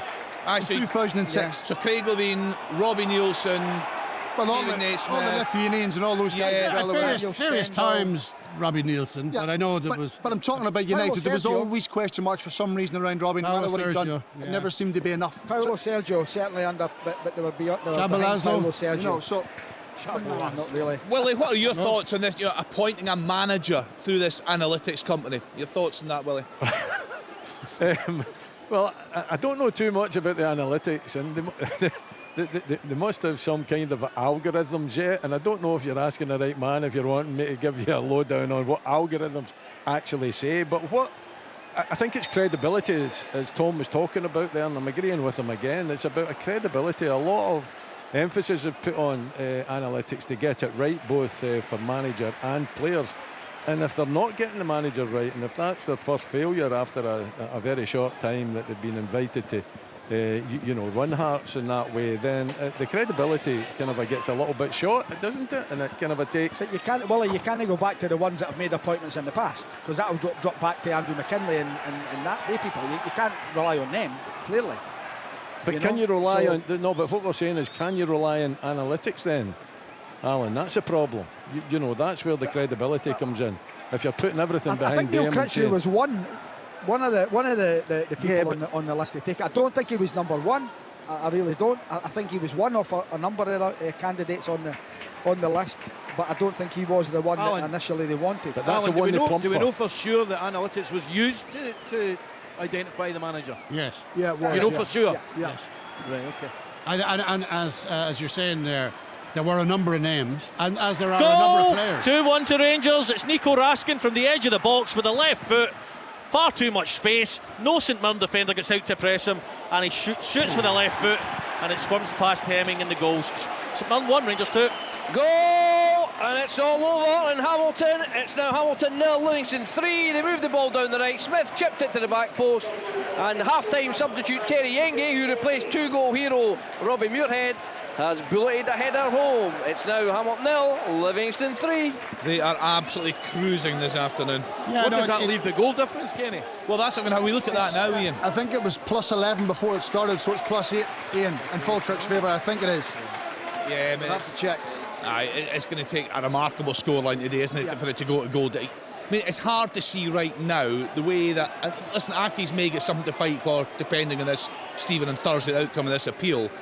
But it's hard to see Falkirk slipping up at home to Hamilton Accies. Surely? Well, we've thought that over the past 5 or 6 weeks, and there have been a few slips where they've been unexpected, Kenny. So the pressure, the tension, I said the late goals that they've conceded in the last 3 games that they've lost, that all starts to build. It creates a little bit of doubt, a little bit of apprehension. The crowd get a little bit apprehensive. So, to be fair here, Kenny, Accies they look a beaten side. They look. I don't know if what's happened last week. Obviously, Hearts hurt them. There's no doubt about that. But they started well enough. But they just look like a team who know they're well beaten and know they're struggling. They made a triple substitution at half time. Maguire, Todorov, and McGinty went off, and Barjonas, Hendry, and Gallagher come on. So Henderson and Gallagher come on. But it's made no real difference. Oh, chance at all. They just look.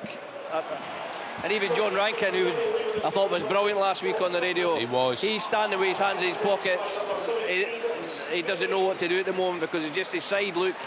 They look like their heads are down. They look very bedraggled.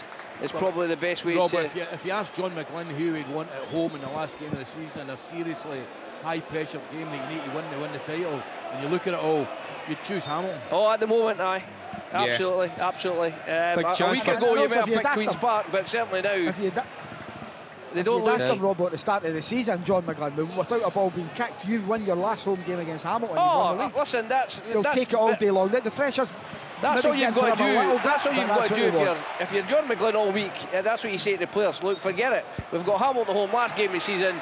Let's win it. Win it. You win the league. It's as simple and straightforward as that.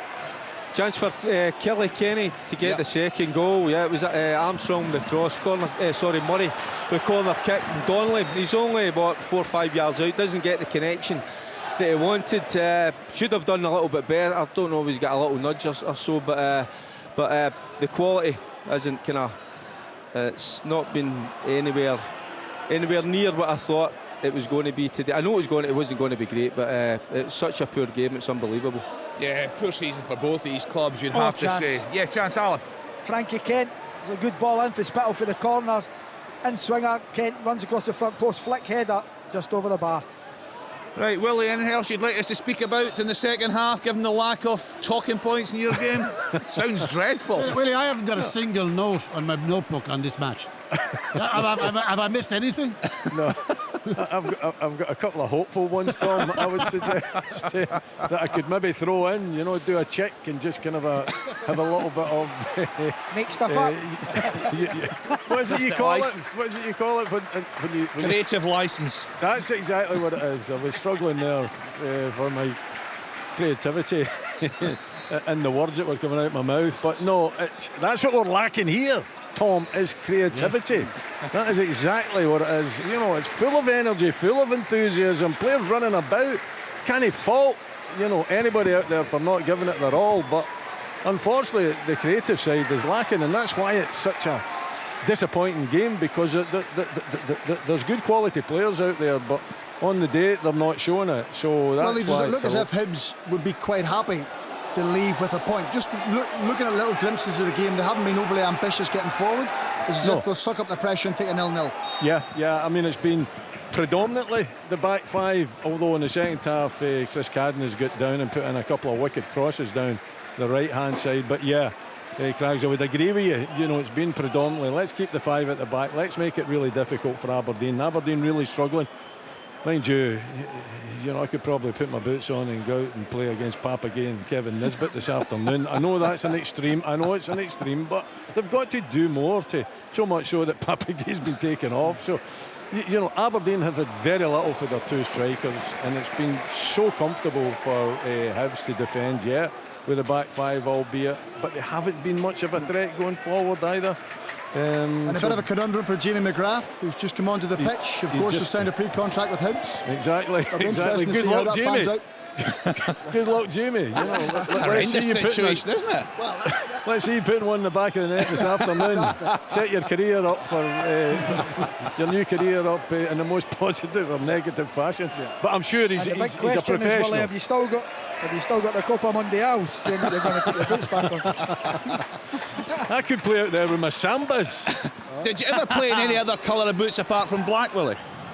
Black and white, actually. They had three stripes. No, it was Adidas. I was Adidas all the way. I actually get paid quite well by Adidas in the good old days. But no, it was always... They were, it was white boots and red boots back here. Aye? Yeah, I remember Eddie Turnbull, when David Robb put them on, he says, the last thing you need, son, is to bring attention to your feet. Kenny, there's a double change for St Johnstone. I hate to interrupt Willie talking about Eddie Turnbull. I feel awful about that, but Pezu has come on for Sidibe, and Watt is on for Duke McKenna for St Johnstone to try and turn this game around. Still 3-1 to Motherwell. Can you see a way back for them, Ian? No. I mean, I remember, I don't know if Pezu is like he was before. He was a real handful when he played for Hearts. I didn't think he was a great goal scorer. Listen, 3-1, no, it's the same as 2-0. If they can get a goal, you never know. It doesn't look like it right at this minute, but they've got a corner just now, so you never know.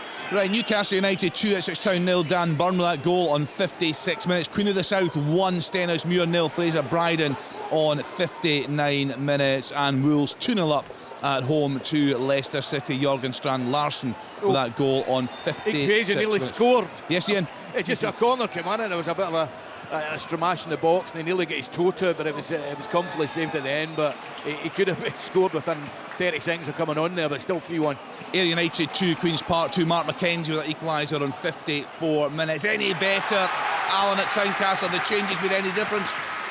No, not at all. Dundee are quite comfortable at the moment. Hearts have a little bit more urgency about them, but nothing too much. Shaughnessy, it's been a walk in the park as I see him breaking out. Dundee again, Mulligan's going forward, Tiffany. Dundee are hitting Hearts on the break. I mean, you've got the pace of Murray and the trickery of Tiffany at times, and Palmer Holden coming in. I think they're going to have to make changes again, Hearts. Kenny, the thing is, not being good enough. The Hearts board, or whoever's going to pick the next manager and makes the big decisions, will look at days like today. They've had difficult results. What's the application of the players like? What's the attitude and the intensity of their play? What's the crowd like? This will all buy into the thinking of, does the manager stay? Does he not? It's days like this, I wouldn't say they measure it solely on today, but when you get that vibe of things aren't going well, and there's a lack of energy and vibrancy about the place, then that's when concerns start. Yeah, no doubt. It's all about that. Just looking at this message here, Scott saying we're talking about the Premiership Team of the Year. It says for Team of the Season there should be a maximum number of players, e.g. 3 from each team, so more non-Old Firm players can get recognition. In terms of us picking our player of the season, when we do that in a few weeks' time, we always find a notable mention, someone that's not going to win it realistically, but is certainly worthy of a shout-out here. Here's one here, Scott Bamby. Let's put this one to you, John Robertson. Scott Bamby, Inverness Cali Thistle fan, says Cali Thistle 3-0 up on the brink of safety. Do the guys think Scott Kellicher can feel hard done by for Manager of the Year, keeping us up with a game to spare, considering the point deduction, Rob, a very young team and the shambles before him? Yes, I think he should get a mention, without a doubt. He's done remarkably well. As I say, if he had the points, he would probably have finished second. The way it's gone, and it's taken them to today. It looks like now at long last have secured League One. So certainly, yeah, he won't be mentioned, but he should certainly get a mention in dispatches. That's for sure, because he's done a really good job. In terms of the team you're watching today, John Livingston, talk to us about the recruitment. It looks to be a really strong squad that Davy Martindale's put together there.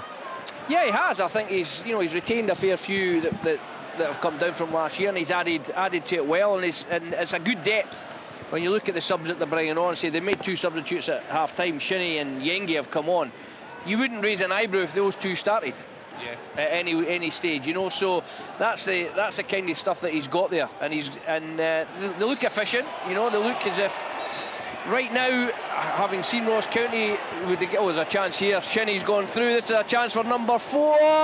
Oh, good save from Linus. Sorry, it was me that went through there. And it maybe tells you all you need to know. Stevie May ran away from the Hamilton defence, gave the centre half a couple of yards, ran past him, and a good shot, well saved by Linus. But certainly, I've seen a lot of Ross County, and right now, I would still fancy County, I've got to say. But County, if County stay there, of course. But they've still, they look they're a proficient, efficient side, and they've took their chances today. And now Davy Martindale he took Muirhead off at half-time and Fraser off at half-time. He's now taken off McGowan and Brandon, so he's resting players now ahead of next week and what they're looking for maybe beyond that. And as I say, they're bringing up Nottingham, who's played virtually all season. He's one of the 2 coming on, so it's like for like. They're not weakening their team when they're bringing players on, and whoever, if Livingston make it, if they can get past Partick Thistle or Raith Rovers or Ayr United, if they don't win the league, then they'll give somebody a game. Yeah, there's no doubt about that. He's done a great job there, Davy Martindale. Cove Rangers 2, Kelty Hearts 1. Craig Johnson pulling Kelty back into just past the hour mark. Queen of the South 2, Stenhousemuir 0. Harry Cochrane on 63 minutes. Kenny also, sorry, I'm not Kenny, but my pals are all down from Brora today. It's East Kilbride 2, Brora 0 at half-time in the big playoff first leg. Fantastic, thanks, John. Stirling Albion 0, Clyde 3. Taylor Sutherland with that goal on 61 minutes. So we'll find out actually who they're going to play, the victors of that one in the Pyramid playoff. As things stand, Bonnyrigg Rose 31 points, a great victory for them last weekend. Of course, John Sutter's made another mistake. It's a chance. Oh, good save, Liam Kelly. Low down. He actually hits his foot in the end, but it's got to be a goal for St Mirren. It remains St Mirren 1, Rangers 2. That was a huge chance. Another mistake at the back from John Sutter. Yeah, he's just dwelling in possession, Royce, as if it's far too easy for him. And the one thing you know when you play against St Mirren, particularly at St Mirren Park, they're going to press you, they're going to put you under pressure. He just dallies in the ball. I think it's Adowo who's come on as a sub, hasn't he? He's just come on the pitch. Yeah, he was the hero a couple of weeks ago when he got that late winner against Ross County. Just needs to lift it. Yeah, gets a little bit. I was going to say that. If he just lifts it and curls it above the goalkeeper, it slots into the bottom corner. But he goes low on Liam Kelly. It's a great save with his feet to pull John Sutter out of the mire. Kenny Bashiri had a real opportunity there, a beater from the right-hand side, putting a great corner, and Bashiri on his own. I think he mistimed his run, actually. He maybe got himself in a poor position, but he headed it over the bar when really unmarked, just on the 6-yard box. I thought he should have done much better. Big chance, in my opinion anyway, for Hibs that, one of Tom's player of the season just put over the bar. Brilliant play again there for Motherwell. Yes, Ian. Yeah, it was Tony Watt. He's having an absolute blinder. I mean, to be honest, I didn't think he was still capable of playing like this, but he's been absolutely terrific. He just went, give it a little give and go down the left-hand side, got to the byline, and just clipped into the box. And I think it might have been Lennon Miller, or it actually might have been Callum Slattery that got on the end of it. Decent chance, he just headed it straight at the goalie, though, so it remains 3-1. Right, what's happening? The lesser spotted. Yeah, on you go. At Tynecastle, the lesser spotted Kenneth Vargas is on now, and Khartoum, who's been really poor in recent weeks since his 2 goals against Dundee actually in the cup. He's been dreadful since then. He's been taken off yet again. And Dundee have made a change as well, Kenny. Finlay Robertson's come on and Seb Palmer Holden has gone off, where Dundee still lead 1-0, 66 minutes in the clock. Last time these two teams met was 1st of February, I think. 6-0 to Hearts in Dundee. Yeah. Today. The game. It's a goal for Part for St Johnstone. All right, chance. Here we go. They're right back in the game, and it's breaking down the left-hand side. It's cut back to who was it? It was Sven Sprangler up from the back, I think, and he's just unleashed a shot from 20-25 yards. The guys might be able to tell you whether the goalkeeper should have saved it, but it's tucked into the bottom right-hand corner. Game on, 3-2 to the home side, Motherwell. I think it's Watt that gets the goal, isn't it? Is it Elliott Watt? Is that his name? But he has a shot from distance, and I agree with you, Ian. It's within the distance of the goalkeeper. I know it goes into the bottom corner, but the goalkeeper has that covered, and for some reason he doesn't stretch his hands out quick enough or get the timing of the ball, and it's a disastrous goal for him to concede. It's a real lift for St Johnstone, but a blow for Motherwell. Yeah, it was Elliott Watt, and I just thought that the goalkeeper get down really, really slowly, to be honest. He did. They should have saved it, no doubt about it. Yeah. I think that's why St Mirren got rid of him, I have to say. I think there was goals earlier in the season where they felt he should have done better, he should have saved a few more, and he should have come off his line a bit more, hence the reason why they brought in Zach Hemming. Yeah, just a full-time score from earlier on. It was on BBC television. The first of the Women's Scottish Cup semi-finals, Glasgow City 4, Motherwell 0. They will play either Rangers or Aberdeen. They play tomorrow. Let's get to the game at Rugby Park and hear from Derek Ferguson. What's the latest, Derek? Yeah, it's a tough old watch, I've got to say, Kenny, but Kelly, they look the more likely to go and get the second goal and seal all 3 points. You know, for me, it's simple. Get the ball to Armstrong or Murray, you know, and try and let them go and do something. It's the first time County have got up. There's a little chance, is it? No, lack of control. It just sums up the afternoon, but no, it's more likely Nisbet puts it in the back of the net, but I'm sure the flag will go up. Absolutely, flag goes up. Nisbet, back of the net. It was Ockles down the left-hand side. They cut it back to Kevin Nisbet, but Ockles was in an offside position. Had a really good view of it. Although it ends up in the back of the net, it's offside, doesn't count. Get that in the notebook anyway. Get that in the notebook anyway, Willie. Just write it down. It is, yes. Absolutely. Some finish as well, wasn't it? 3 or 4 minutes at the end, Willie. 3 or 4 minutes on that one. It was a great goal if it wasn't offside. I know, just a lovely finish. I thought it was a lovely finish from Kevin Nisbet. Perhaps he knew it was offside at the time. I have no idea, but at least a chance. Will, is there anything you'd like to say? Go on! Oh. Big chance for Kelly, lovely work from Murray, just plays in the incoming and Daba down the left hand side, gets a shot, it's a powerful shot, good save from the keeper and goal. So you can tell that, you know, they're in search of this second just to seal all 3 points. County offering absolutely nothing, Kenny, but yeah, you can sense Kelly getting a second.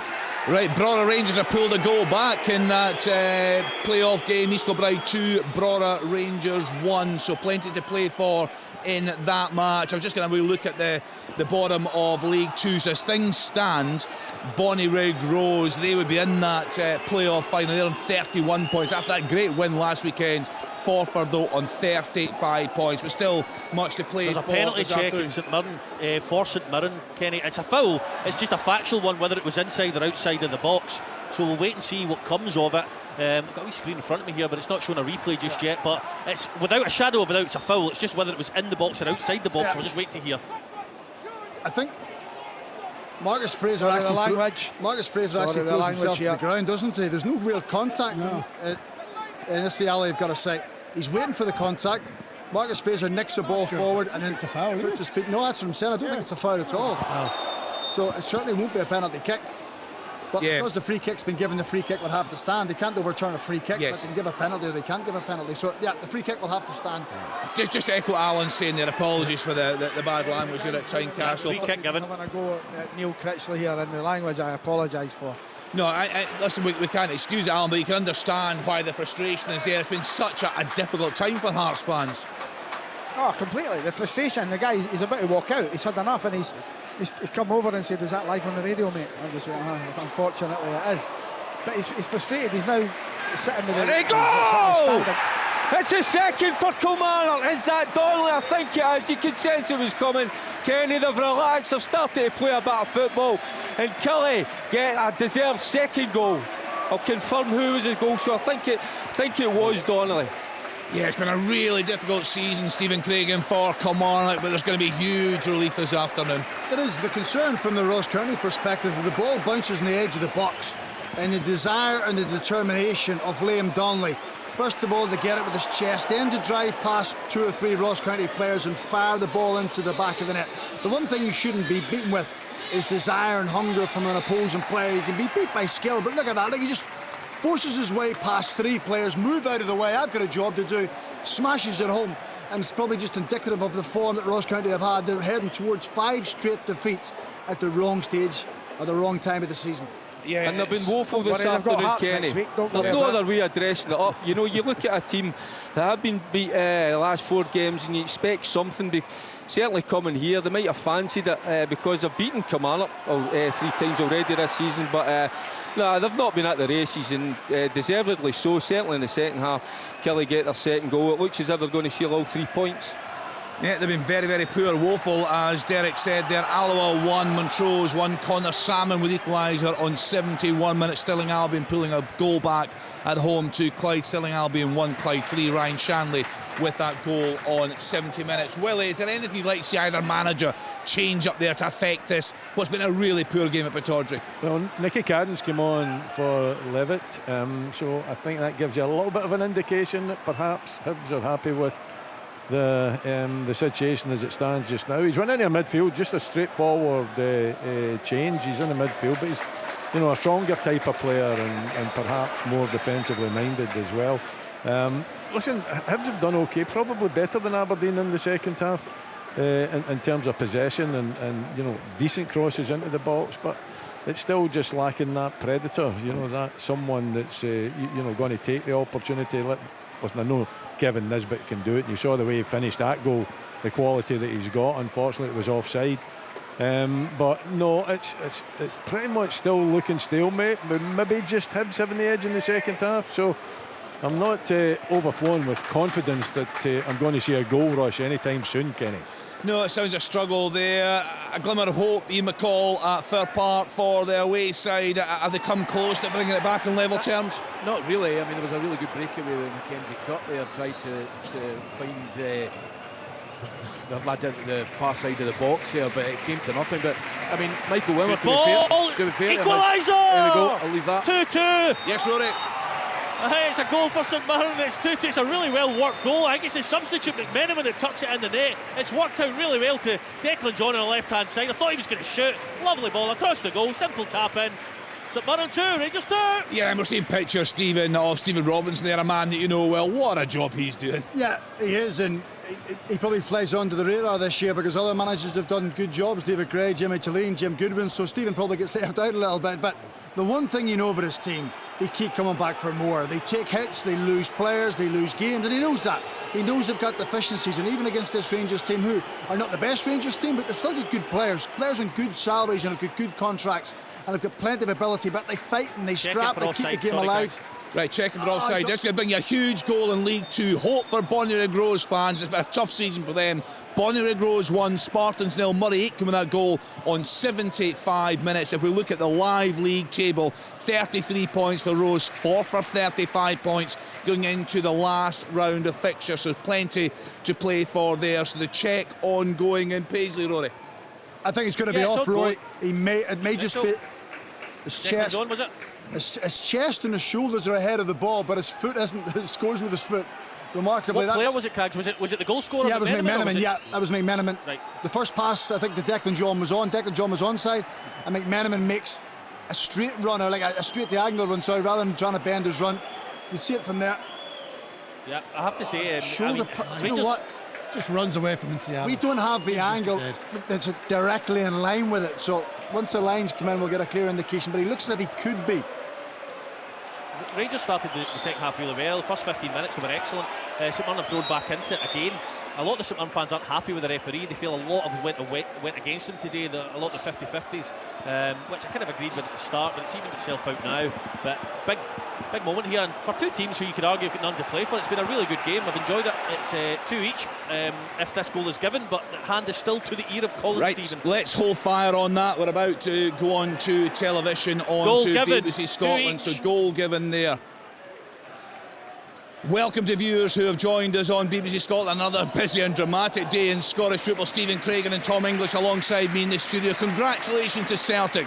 They made it 4 titles in a row with a 5-star performance at Tannadice. More to come on that. We'll hear from Brendan Rodgers. A goal has just gone in Paisley. We'll get there in just 1 minute. Let's start at that big game at Pittodrie this afternoon in the battle for third spot. Aberdeen up against Hibs, and get the latest from Willie Miller. Yeah, Kenny, it is a big one. So much at stake, and unfortunately hasn't lived up to the quality that should be out there. It's 0-0 as we stand just now. Very little goalmouth action in the game. Plenty of intent, plenty of energy and enthusiasm, but just lacking in quality and not too many opportunities. Bashiri in the second half had a really good chance, I reckon, from the corner on the right hand side. He met it just about 6 yards out. Should have done much better, but only managed to put it, over the top. Kevin Nisbet had the ball in the back of the net for Aberdeen, finished it really well, but unfortunately Ockles was offside when he delivered the ball into the box from the left hand side. So it's stalemate pretty much here at Aberdeen. It certainly is a result that will suit Hibs rather than Aberdeen, but there's still 15 minutes or so to play, so we'll still get hope that we'll see a goal coming from somewhere. 0-0. Thanks to Willie Miller. Let's get to the game at Tynecastle. Hearts at home to Dundee. Alan Preston there for us and the Hearts fans. Alan making their feelings very clear at half time. Yeah, and rightly so. They've been really poor today, Hearts. Dundee deserve to be ahead. Their structure, their shape and their attitude has been spot on, and they took the lead in 38 minutes. Tiffany really whipped the ball in.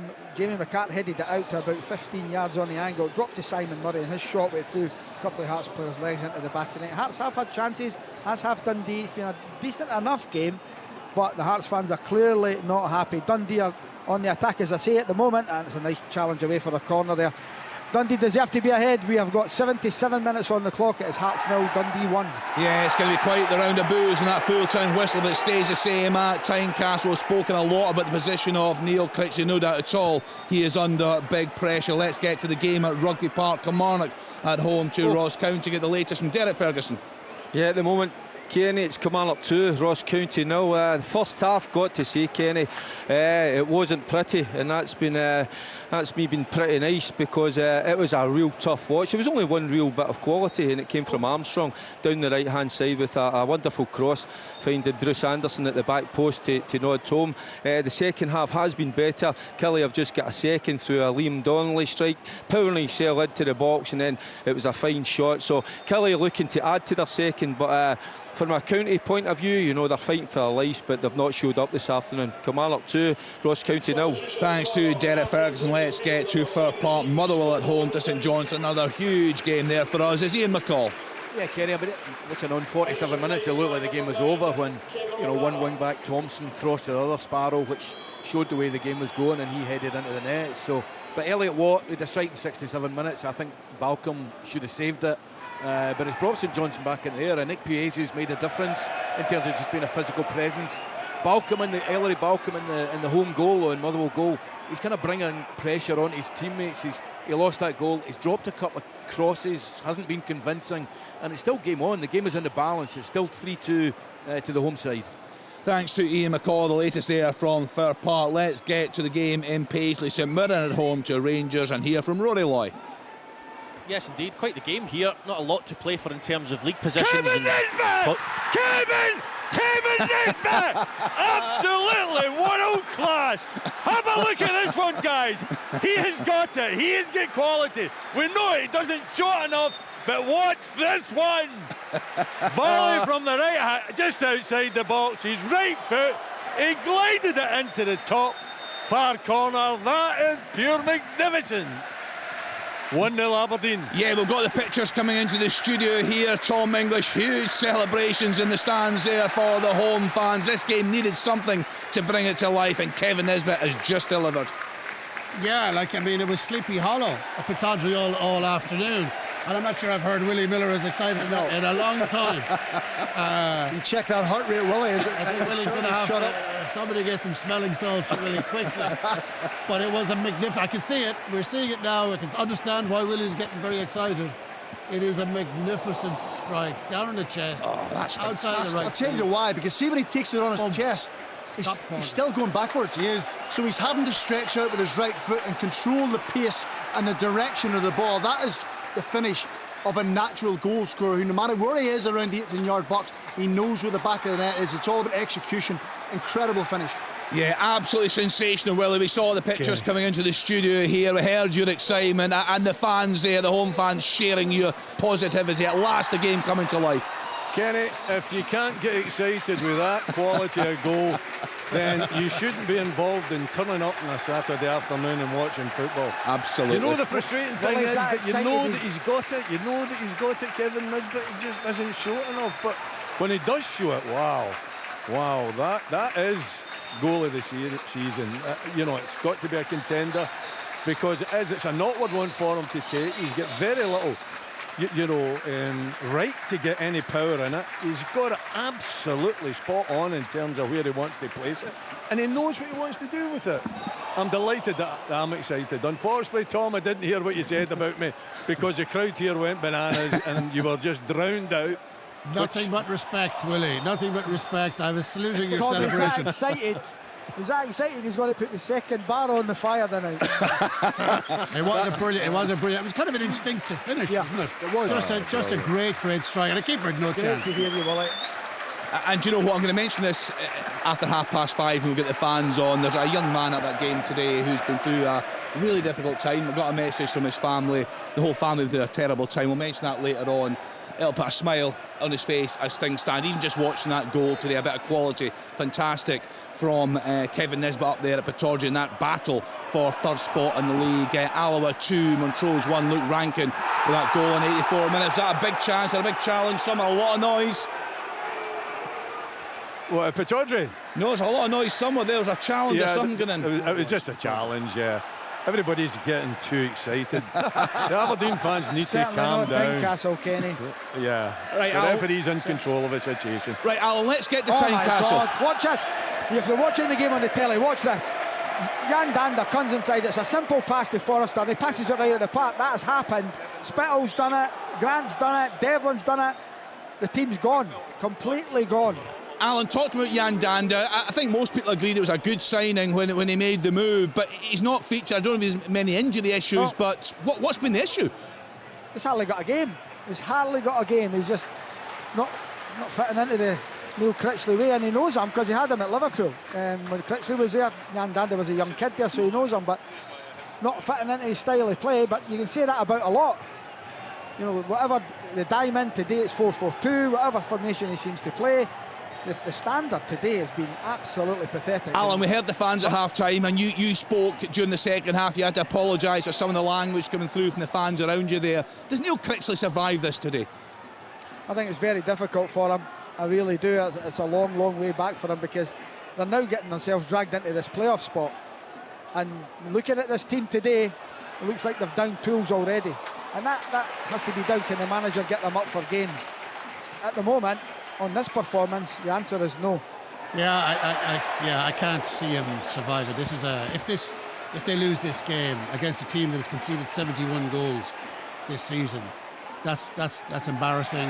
They're in seventh, obviously didn't make the top six. They're only a point ahead if the results stay the same ahead of Motherwell.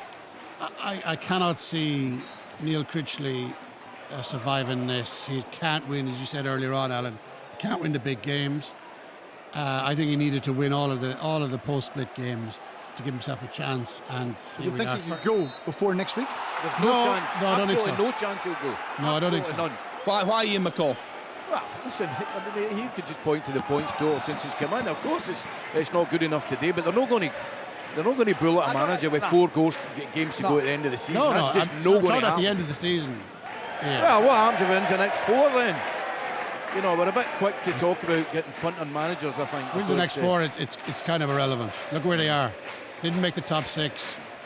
Yeah, but you can say that didn't happen in his watch. Guys, next week's It's not irrelevant when it comes to to sacking a manager, Tom. They've got to go to Ross County next week. They're in 7th place. You're telling me that's not irrelevant?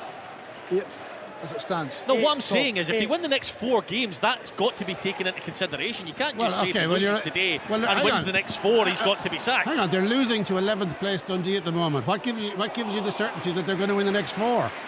No, don't say if it was to happen. It's a silly point to make. This is a team that's in serious trouble. They're going It's a silly point to make to say it's irrelevant. If they win the next 4, he's going to be sacked. Well, listen, let's deal with reality here, right? If they win the next 4, let's deal with that. At the moment, there's zero evidence that they're going to win the next 4. Well, Tom, the reality is that since he's taken over, and I'm not saying he's a great manager, I don't even know him. Since he's taken over, their points total would be in the 4th place. That's reality. That's a fact. So, you know, your realities are, so let's just bullet the guy now with 4 games to go. My reality, Ian, is not to bullet him. That's not a reality. That's what I just gave you as a fact. With 4 games to go, I'm saying at the end of this season, on current form, I cannot see Neil Critchley surviving this. He's in set, you know, they haven't made the top. You talk about, Neil, since he took over, they'd be 4th. The fact is, he's had long enough to get them into the top 6, and he hasn't done it. Another reality is the fans have been the feelings very clear vocally there today, and a lot of them just haven't turned up. It's got to be concerning times for all at Hearts. Just a huge goal at the bottom of League 2. Potential heartache for Bonnyrigg Rose fans. Spartans have equalised. Blair Henderson in 86 minutes. 1 apiece there. As things stand, Bonnyrigg Rose would drop into that pyramid playoff. Elgin City 3, Stranraer 0. Mark Gallagher on 83 minutes. Clyde romping it away from home at Stirling Albion. Jamie Bradley making it 4-1 there, and that's you up to date with all the latest goal news. Let's get back to the game in Paisley. St Mirren at home to Rangers. Plenty of action, plenty to talk about in that one, Rory Loy. Yeah, and 2-2 is probably a fair reflection of the match. It lacked a little bit of quality in the final third in the opening stages, but that's grown as the games went on. And as I said, it's been a good contest between the two sides, and 2-2 is about right. I think the fact that we're in the 86th minute in a game that doesn't mean an awful lot, and you know the likes of Danilo is still sitting on the bench, probably tells you exactly what Barry Ferguson thinks when we're having a conversation about the squad. Bajrami's on the pitch now. Danilo's still on the bench when they need a goal, and Igamani has been he's been elusive at best. He's had moments in the game, but overall he's been really poor.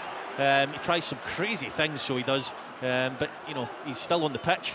So it's hard to say if there could be a winner on this. It's hard to say who for though. It's still 2 each. It's been a really good game, Kenny. 2 each. If you watched the championship game last night, Partick Thistle did Livingston a huge favour, beating Falkirk late in the day at Firhill. John Robertson, but they had to do their own part today. Livingston away at Hamilton Accies, and they're bang on course at 3 points. Romping it there this afternoon, John. Yeah, absolutely. I mean, Hamilton started well, had a couple of chances with Scott Robinson lobbing over and then Nikolai Todorov heading past, but from the moment Robbie Muirhead struck them ahead from the penalty spot, they've absolutely cruised this game, and in fact second half it could have been anything they wanted. Said Muirhead scored 2 goals. There's a chance, a great save as you join us. That's the first time that Pryor and the Livy goal's been called into action there. A header from Maguire, he's tipped over, but Muirhead scored twice in 10 minutes to put them on easy street. In the second half it's all Livingston. Yengi, the substitute, made it 3-0 in 52 minutes. Mays went close twice. Montaro's hit a rasping shot from 25 yards just past. Montaro again with a brilliant cross that evaded 3 Livingston's attacker, and then Kelly hit an absolute screamer of volley, and once more Lennis tipped it over. It's been all Livingston, and say Hamilton Accies League One, the Championship survival may now have to come down to this meeting on Thursday. Yeah, they have appealed their points deduction. We'll get news of that on BBC on Thursday. So as things stand, if Livingston don't get the job done and Falkirk do hold on for the title, they will of course go into the playoffs. And as things stand there at Ferguson, the team they could face there if they come through it would be Ross County. They're behind away at Kilmarnock this afternoon. You've been saying how poor they've been. Yeah, I know how my money's on. I tell you what, they've been way off it, Kenny. Do you know something? That first half, it's a distant memory now, because the reason being because Kilmarnock have been excellent in the second half. Well, maybe no excellent, maybe I'm going a little tad too far there, but they've been certainly better. Deserve to be 2 up at the moment and looking to add their third, but they look so disjointed. You talk about, yeah, there was a lot of effort. a lot of fire in the belly at the start of the game, but at the end of the day, you've got to be of better quality if you're going to stay in the top division, and in my opinion, in watching them this afternoon, they're lacking in that. Yeah, I'm slightly worried for Ross County. I think they're the team. There's always one team that starts to slide down the table and can't seem to arrest it. And whether that's in English football or Scottish football, there's always someone that suddenly falls himself in. And so often this season we've praised Ross County. They get rid of their poor away record. Did some good away wins. The home record was always good. They always scored plenty of goals, but they just seem to have lost form at the wrong time. Dundee are potentially going to win at Tynecastle. Good ball, Rask. Kilmarnock are going to win against County. So it's a long way back for Ross County. Yeah, just where's that chance? What a save! Saved by Smith. The bag always on the move, right through the middle, onto his left foot. It looks as though it's maybe going to just creep over the line, but the goalkeeper just getting enough on it. That was a big chance just to finish it off completely. It just slides by that far post. So Aberdeen still leading. 5 minutes added on. That was a big opportunity, but a great save from Smith and goal. Yeah, I was mentioning 6 added on minutes at Tynecastle where Hearts have got a corner, but it's still 1-0 to Dundee. Right, Ali, huge pressure there. 6 to go on Paisley. Just I was mentioning earlier on, Bonnie Grows as things stand, will go into the pyramid playoff final. They'll play either East Kilbride or Brora Rangers. First leg of their semi today.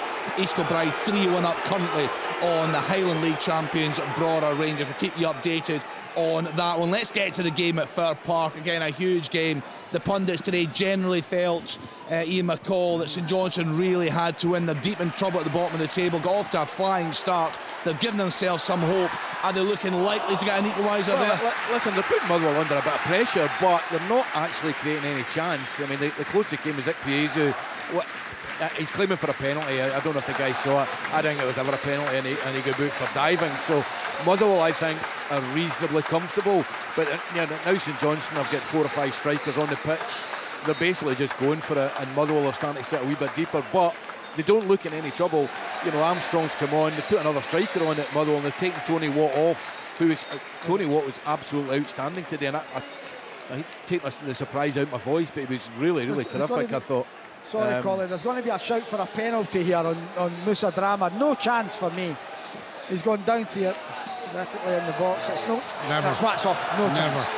No, we've had a look in the studio, haven't we, Stephen Craig and Conklin? No chance. I mean, that shouldn't even be looked at. The on-field decision was no penalty kick. It was minimal contact. He's trying to win a penalty. He's trying to call on the referee, and he hasn't managed to do so. Yeah, full-time scores coming in the Championship. Dunfermline 0, Airdrie 0. A fantastic win for Inverness. Cally Thistle at home to Arbroath this afternoon. We're approaching Gogi just went in on Igaman here. Right, full-time, John Roberts into the Championship. It's full-time here at Hamilton. It's finishing Hamilton 0, Livingston 3. Comfortable victory. The Championship goes to the last game of the season. Fantastic. It's delivered all season. Falkirk just in a bit of a wobble right now, but they are at home to Hamilton Accies next weekend. Livingston, they are at home to Partick Thistle, who will have plenty to play for. So all the coverage right across BBC Scotland. Let's then get back to the game at Pittodrie. Late drama up there. Willie Miller, our Hibs pushing for that equaliser. Kenny, what a game this is now. I've suffered for 80 minutes, and then you watch Nisbet to fire just a sublime finish into the top corner, and then Aberdeen have had another 2 opportunities. An Ockle shot, the bag right through, great save by Jordan Smith, and then Pulvara through as well, and another excellent save from the Hibs goalkeeper. So, Aberdeen haven't settled for it. They're looking for the second goal. They've just got to be a little bit cautious that they don't chuck it away. There's a shot there. That's brilliant save. Alan Preston back to Tynecastle. That's from Vargas. The ball comes in, Devlin nicks it, eventually comes to Vargas. He smashes it at Carson. Brilliant save, point blank. Away for a corner. Craig Gordon's now gone up. Frankie Kent's been second striker. Shows you how bad it is when you're throwing strikers up the last 3 games. Centre halves up to be strikers. Craig Gordon's up. He's flying in the box. He's nowhere near it. Right, I need to give you a late goal. A late goal. Again. Last chance here for Hibs. Corner kick that comes in. Aberdeen have got to defend it properly. What 5 minutes, just about the 5 minutes is played up. And Aberdeen are on the brakes. The bag. He's got the full length of the pitch to run right enough. He's being chased by Hibs players. He's got Ockles inside. They can't find him. Oh, striker, you've got to find Ockles there, and he didn't. But it's raging from end to end as we go for the 5 minutes added on. Surely that is it all up. That's time up. Surely it's a free kick to Aberdeen. Listen, Craig Gordon last 10 minutes up been again. brilliant. Another Last corner. 15 minutes been brilliant. Yeah, been a great game up there, so another chance. I just want to bring you a late goal. Bonnyrigg Rose 2, Spartans 1. Aaron Arnott with that goal in 96 minutes. That is now a full-time score. It's really significant. The bottom of League 2, it gives Bonnyrigg Rose hope going into the last of the fixtures. Alan Preston back to Tynecastle. The goal, there's a foul being... This will be looked at. Craig Gordon challenges the keeper. And I think he's blowing. I honestly think the referee blows the whistle before the ball hits the net. It's a clash of the Let's have a look at this. That is brilliant, isn't it? Well, right, Stephen, talk us through it. Craig Gordon would want a free kick if he was the actual goalkeeper. Yeah. But he's the centre forward in this case, so he doesn't think it's a free kick. It's just all hands to the pump. Dundee are hanging on for their lives. Hearts are putting players in the box. So corner kick comes in, the header's won, it loops to the back post, and Craig Gordon, I think, just bundles into Trevor Carson. The ball doesn't directly go in, it falls back to the corner kick taker. Actually, it's Forrest, I think, puts it at the back post, so it'll be interesting to see. Right, what are you giving? I think it's a free kick. Craig Gordon's got his arm across the goalkeeper. It blew. Goalkeepers get too much protection, says Craig Gordon. Right, we'll get to that one short. That's full-time, Kenny. Come on up to... 1. Right, okay. Still waiting on the decision here. Full-time in Fir Park, Kenny. Right, okay, the full-time's going in right across the country. So Willie Miller, full-time at Pittodrie. A vital win for the home side. It is, Kenny, and it has finished 1-0 to the home side with that late strike on 80 minutes. It was a dour game before that, but I'll tell you what, Kevin Nisbet lit no goal. The grass up tonight with that strike, top corner. It was a brave performance from Hibs, maybe a little bit too cautious perhaps, but at the end Aberdeen prevailed and got that very crucial goal that I didn't think was going to come, but Kevin Nisbet stood up to the plate and got it for Aberdeen. A huge boost for their fight to finish third in the league title. So at Pittodrie it's finished Aberdeen 1, Hibs 0. And that goal was worth the wait. You can watch it on Sports Scene this evening. The full-time whistle, Derek Ferguson, also went to Rugby Park. Yeah, and an important win for Derek McInnes's side. The first half was poor, Kenny, but they were certainly, well, wouldn't be hard, they were far better in the second half, and got that second goal. Full time at Tynecastle, listen to the boos. Dundee have beat Hearts 1-0. Also 2 each. Right, so I think that's us got all the top flight games finished. I heard Ian McCall also say it was full-time at Fir Park. Yeah. So what we're going to do, we're going to go round the grounds, we'll get more detail for you. Celtic fans tuning in, we'll hear from Brendan Rodgers. Fantastic performance from them at Tannadice this lunchtime. 4 successive titles after a 5-0 victory for them. There are some hugely significant results in the top flight this afternoon. Also in the Championship, Livingston had to get the job done against Hamilton Accies. They did it in style today.